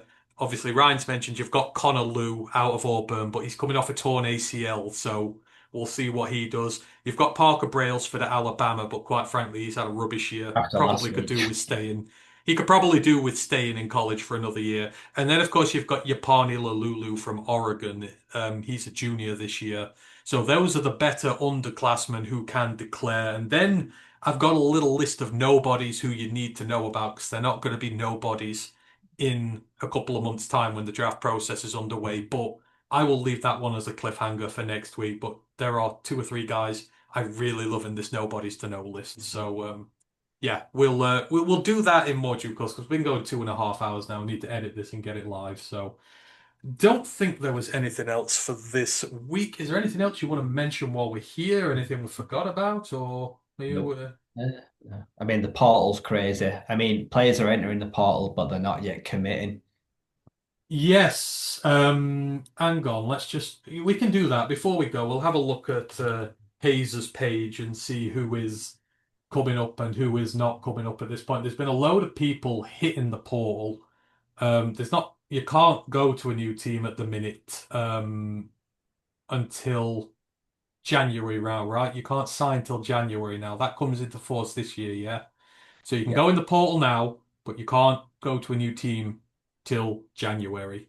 But yeah, I'll have a little look. Who's gone in? No, he's talking about Hayes there.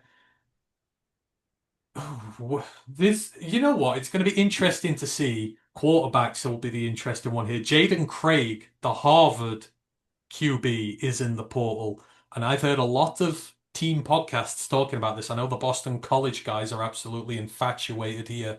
It feels like Jaden Craig's going to go to a power program. He ain't going to the group of five. Yeah. He's young, he's smart, he's got a big arm.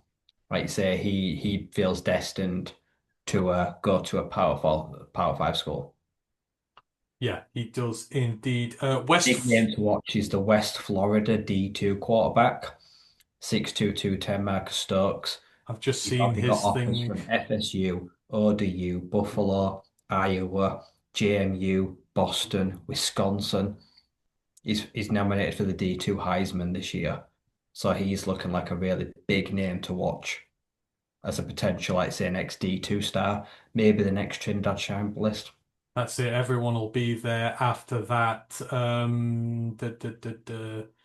I know an interesting one who's gone in, and I'm quite sad about this, and you are as well. Jackson Harris, the Stanford wide receiver transfer at Hawaii, he has chosen to go into the portal, but I guess he's had his 1 year at Hawaii. He probably wants to go back to the power ranks now and show himself at He'll another walk level. But into a power school. he's destroyed the Mountain West with Hawaii this year.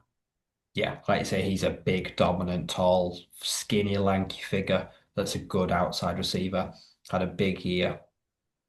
He's had Yeah. the year where he's gone down. Sometimes you got to go back to go down to go up.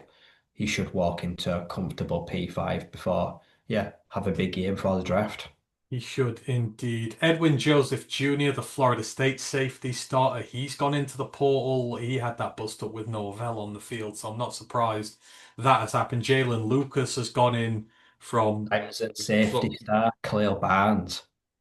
yeah, He's entered the portal. Like I say, he's a big time player after 3 years. yeah, he is. He's for sure is.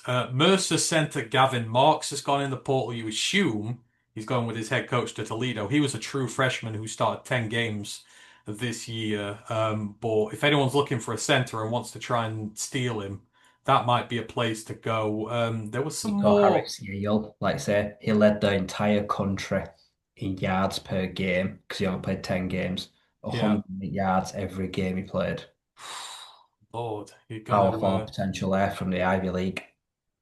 Yeah, a lot of that Yale Yale team have gone Yeah, into quite a few the have entered the portal. portal already because they've made their names now.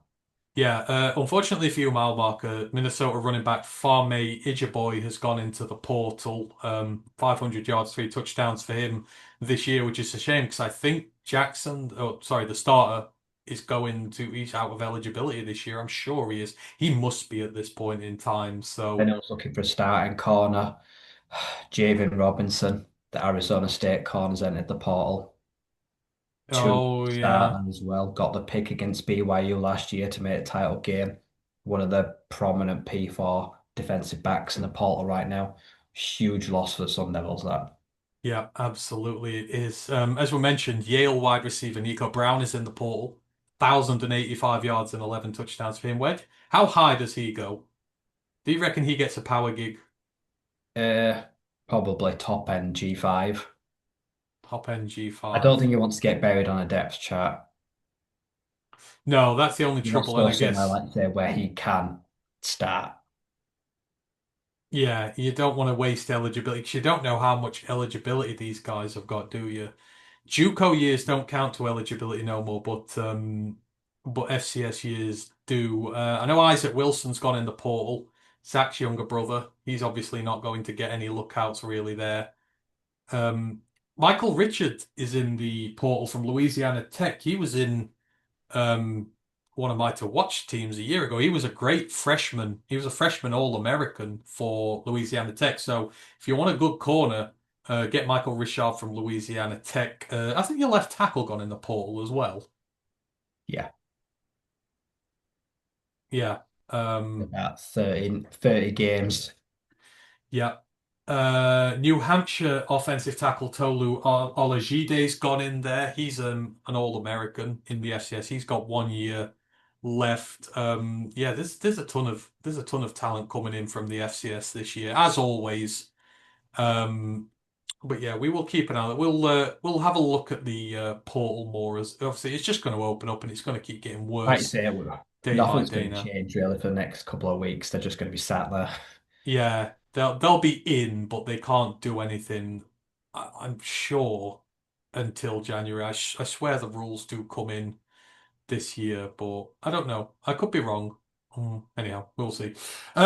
Yeah, we're going to leave it at that then. So, as I say, sorry I've not got through to the centre stuff, but we'll do a more detailed one for you next week when we've got more time. There should hopefully be less head coach stuff going on next week. And then, of course, there's going to be less in terms of the less games to cover in the playoffs and the FCS playoffs because there's a lot less going on. So we will get to that. And of course, if there's anything else you want us to look at, players you want us to look at, all that sort of stuff, then we will do that for you. Just let us know. I know centre has been widely done. I like to make sure I do a good job with it. So if I feel that it's not quite ready to be done, then I will not do it. But we want to make sure all the information is good for you. But yeah, I just want to thank Ryan.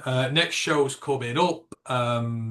The preview for the Lions and Rams will be tomorrow if I get this released on Wednesday night. Sorry, it'll be coming Friday evening. My apologies. I'm out that night, so I'll not be on. But yeah, join the guys to discuss what is a pivotal game for the Lions, one of their biggest of the year as they look to keep their playoff hopes alive. Myself and Ryan will be back in a week's time, so we'll be talking the FCS quarterfinals, the first round of the FBS playoffs.